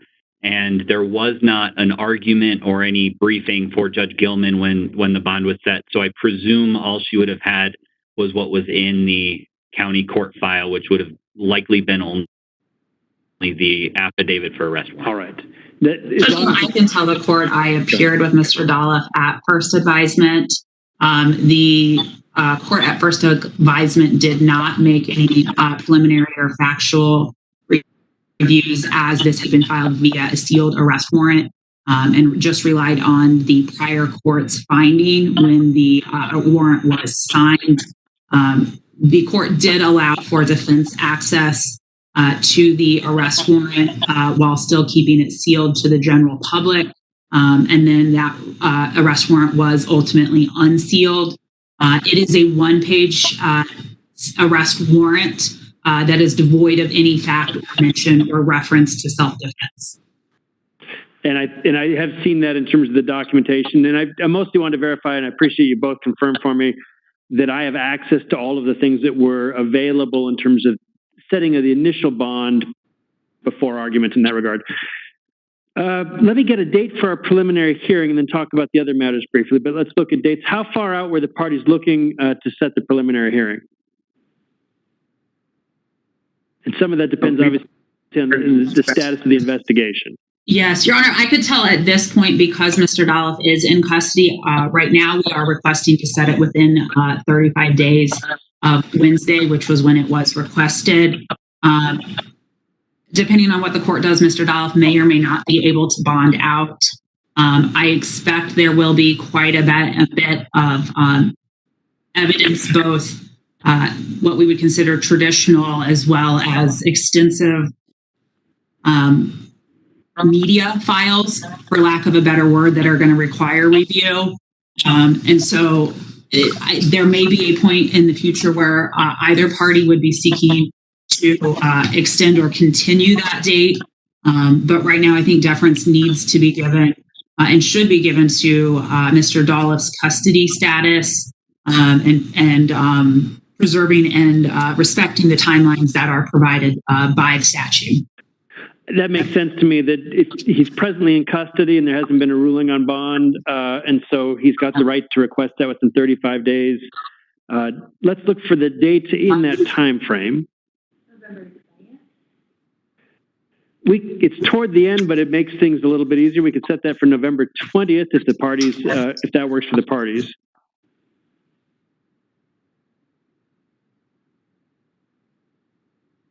Mr. McKay, does that work for you?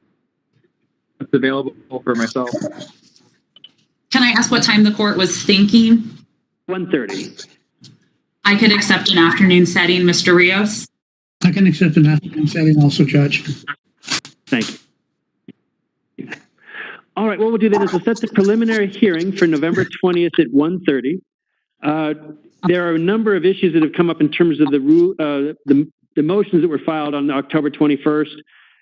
My position is the following. There are cases where I'm very comfortable saying this is what I want to do, and I'm going to make a ruling and do it verbally. And generally, I think verbal rulings are better.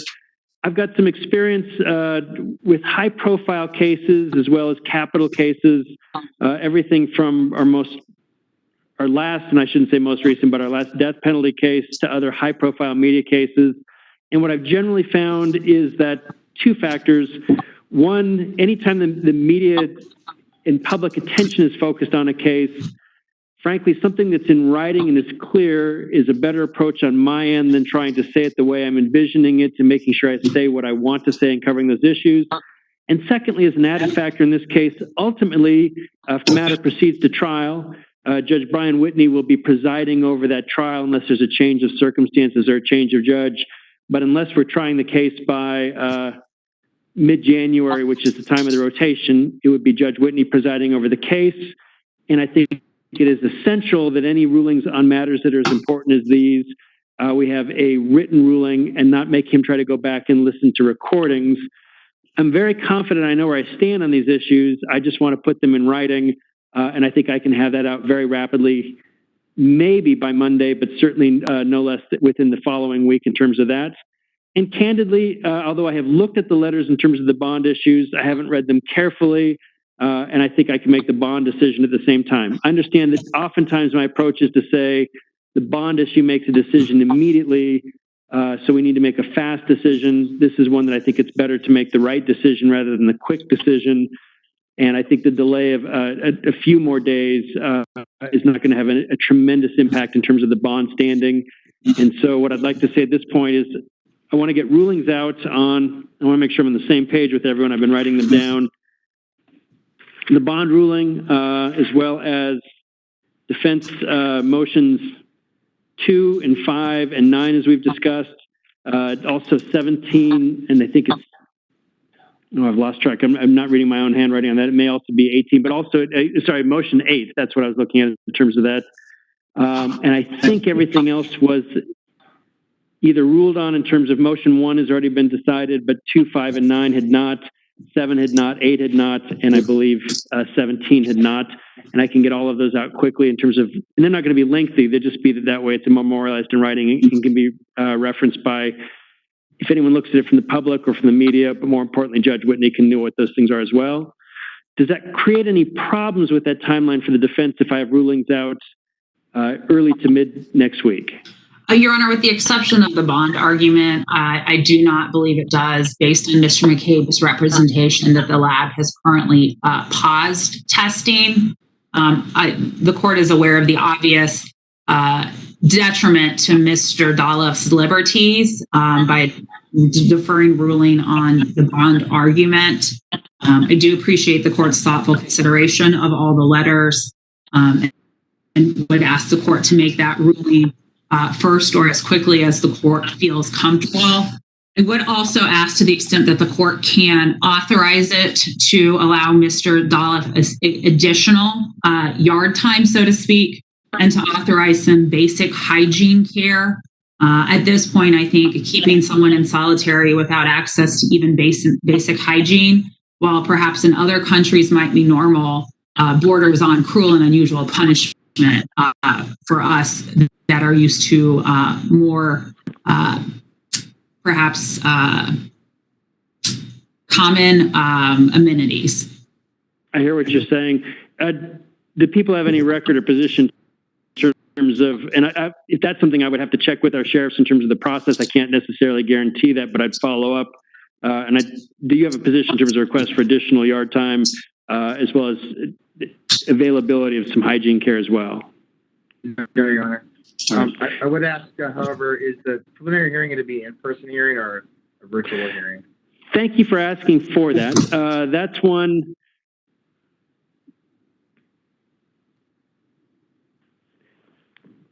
I think it really goes to the defense, and what I'm thinking through is how I want to describe the process. There's requirements for trials. The trials presently have to be in person. We have to do that. There's also the right under the rules that Mr. Dolloff can request to have an in-person preliminary hearing as well. Generally, for an analogous situation of motions to suppress and so forth, where a defendant also has the right to appear in person, I've limited that appearance to counsel and to the defendant in the court, so that certainly there's the benefit and advantage of that the trier of fact and the person and the party that the defendant is trying to persuade has the ability to be present with that. Candidly, my experience has been that the appearances by WebEx during court proceedings and hearings, it has actually been helpful to me to be able to see witnesses' faces square onto the camera as opposed to an oblique angle from the back of their head as they testify, looking at the examiner. And I've also found, actually, as time's gone on, they seem to be more candid in their reaction on camera than people are in the formal setting of a court. And I've generally gotten a better feeling for issues, at least I believe, a feeling for issues in terms of credibility. And ultimately, although we have to have jury trials, we have to proceed, there have to be certain constitutional provisions we have to follow. As much as possible, my preference is to avoid individuals from the street coming into a small confined space, potentially exposing the defendant, counsel, the court staff, and the people. So generally, I've permitted the defendant and counsel to be present and required that witnesses in the prosecution appear remotely. At the same time, this is a different type of setting and case in terms of that. That's a lot of my leanings. I want to turn over. Defendant has a right certainly to appear either remotely or in person. And I would hear an argument in terms of whether, if it's an in-person proceeding, what we should do with witnesses and the prosecution. If you're ready, Ms. Cole, do you have a position about how you'd like to have the preliminary hearing conducted? Your Honor, that is not something we've had the opportunity to discuss with Mr. Dolloff yet. The court's aware of the limitations and problems with in-custody communication right now.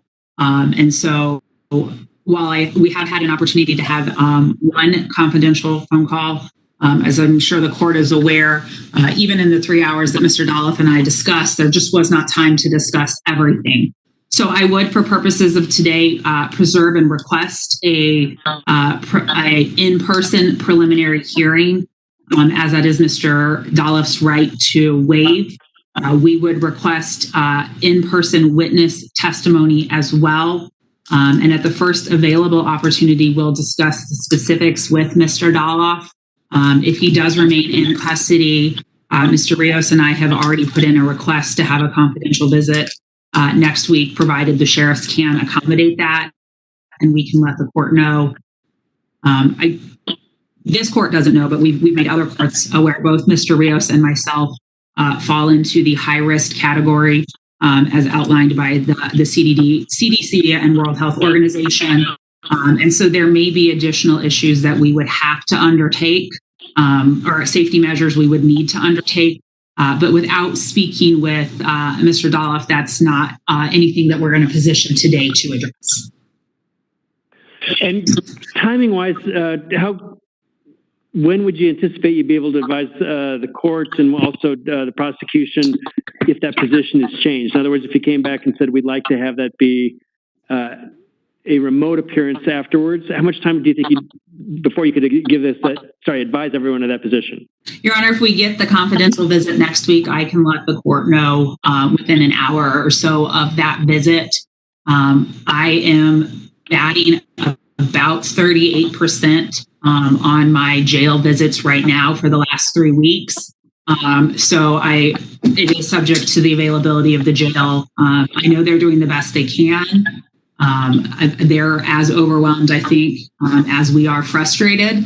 But provided that confidential interview goes through next week, I can let the court know as soon as we know, or fairly shortly after.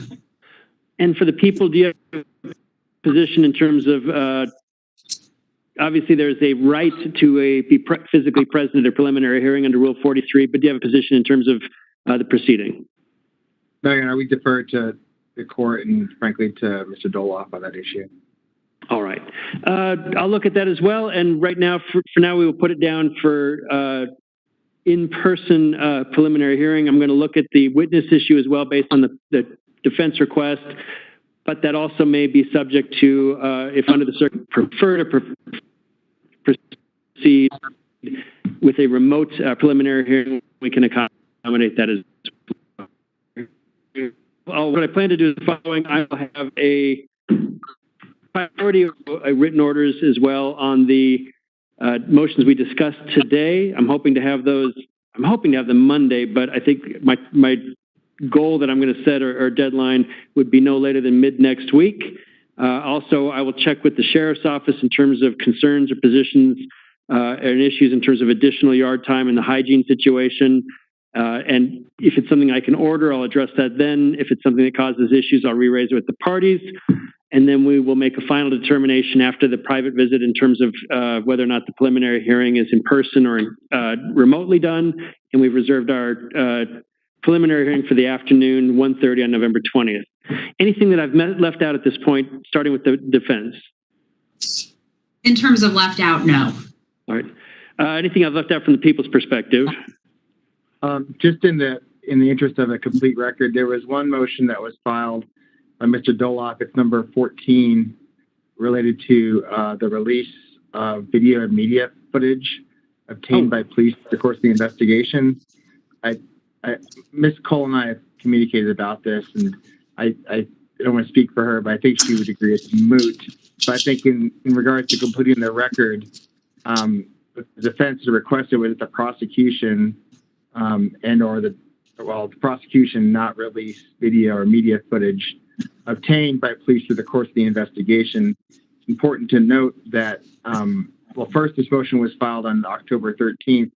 But however, that the day of the homicide, there were, and then 2 days after the homicide, the people had possession of a camera and then also a couple cell phones related to media members. There is in fact a federal statute called the Privacy Protection Act.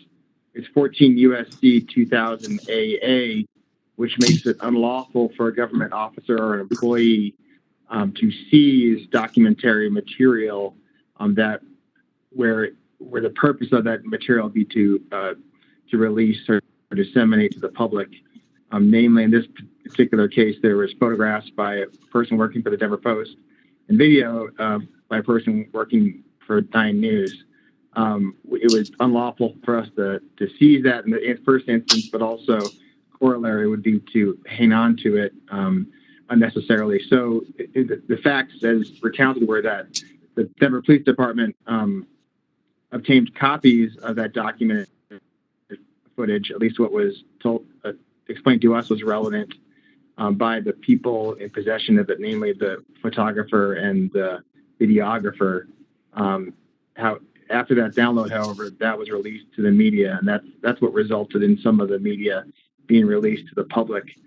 So and it's no fault of Mr. Dolloff for filing the motion, but those things had already taken place. But more importantly, it would have been illegal in our opinion, and we would have been subject to a lawsuit if we were to have hung on to that particular documentary material for any longer than we did.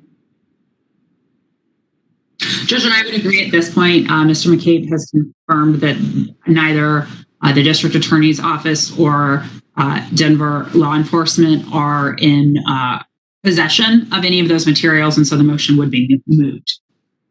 All right. And I would also say that there is more documentary evidence, video and photo in the case. However, none of that will be released, and any efforts to obtain that through either the Open Records Act or Criminal Justice Records Act would be denied on our part at this point. We would not release that. It's our practice not to release any information on a pending case during the pendency of that case. Understood.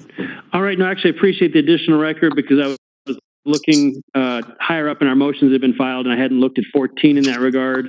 But I think under those circumstances, the additional record was good. Let me also check, Ms. Cole, when I said anything I'd left out. You said anything left out? No. And sometimes that suggests that there's another topic, though, that you wanted to address before I recessed. Anything further that you wanted to address? The judge, you caught what I was saying. It's just procedurally, Your Honor. It's been a couple years since I last appeared in front of you. And so I wanted to see what the court's preferred method for scheduling and emailing is. Does Your Honor use the O2 courtroom address? Is there a clerk that you prefer that parties reach out to? And just sort of along those lines. I appreciate that. Absolutely. In terms of that O2 courtroom address, that goes to our CJA, the court judicial assistant. Also, the division clerk is sometimes informally called, is Annika Vermaak. She is the CJA in charge of the courtroom. And so either contact to her or through O2 courtroom, I think is the best, so that makes that a record. But as long as the parties have been both contacted and there's no ex parte communication, whatever position works best and facilitates things and moves it forward more easily, I'm open to that level of contact as well. So frankly, if the two of you talked and it needs to be a quick email to Ms. Vermaak in that question to say, can we set this, can we add it on? It doesn't have to be a filing for that. I'm happy to accept that. Thank you, Your Honor. All right. Thank you both very much. I appreciate everyone being available and the patience. With this process went a little longer than I thought it might, but we'll go ahead and wrap up at this time. We've got our next date on the 20th. If something comes up between then, let us know and we'll add it to the docket. But other than that, I'll see everybody on the 20th. Thank you, Your Honor. Thank you, Your Honor. Thank you. Thank you all very much. We'll be in recess.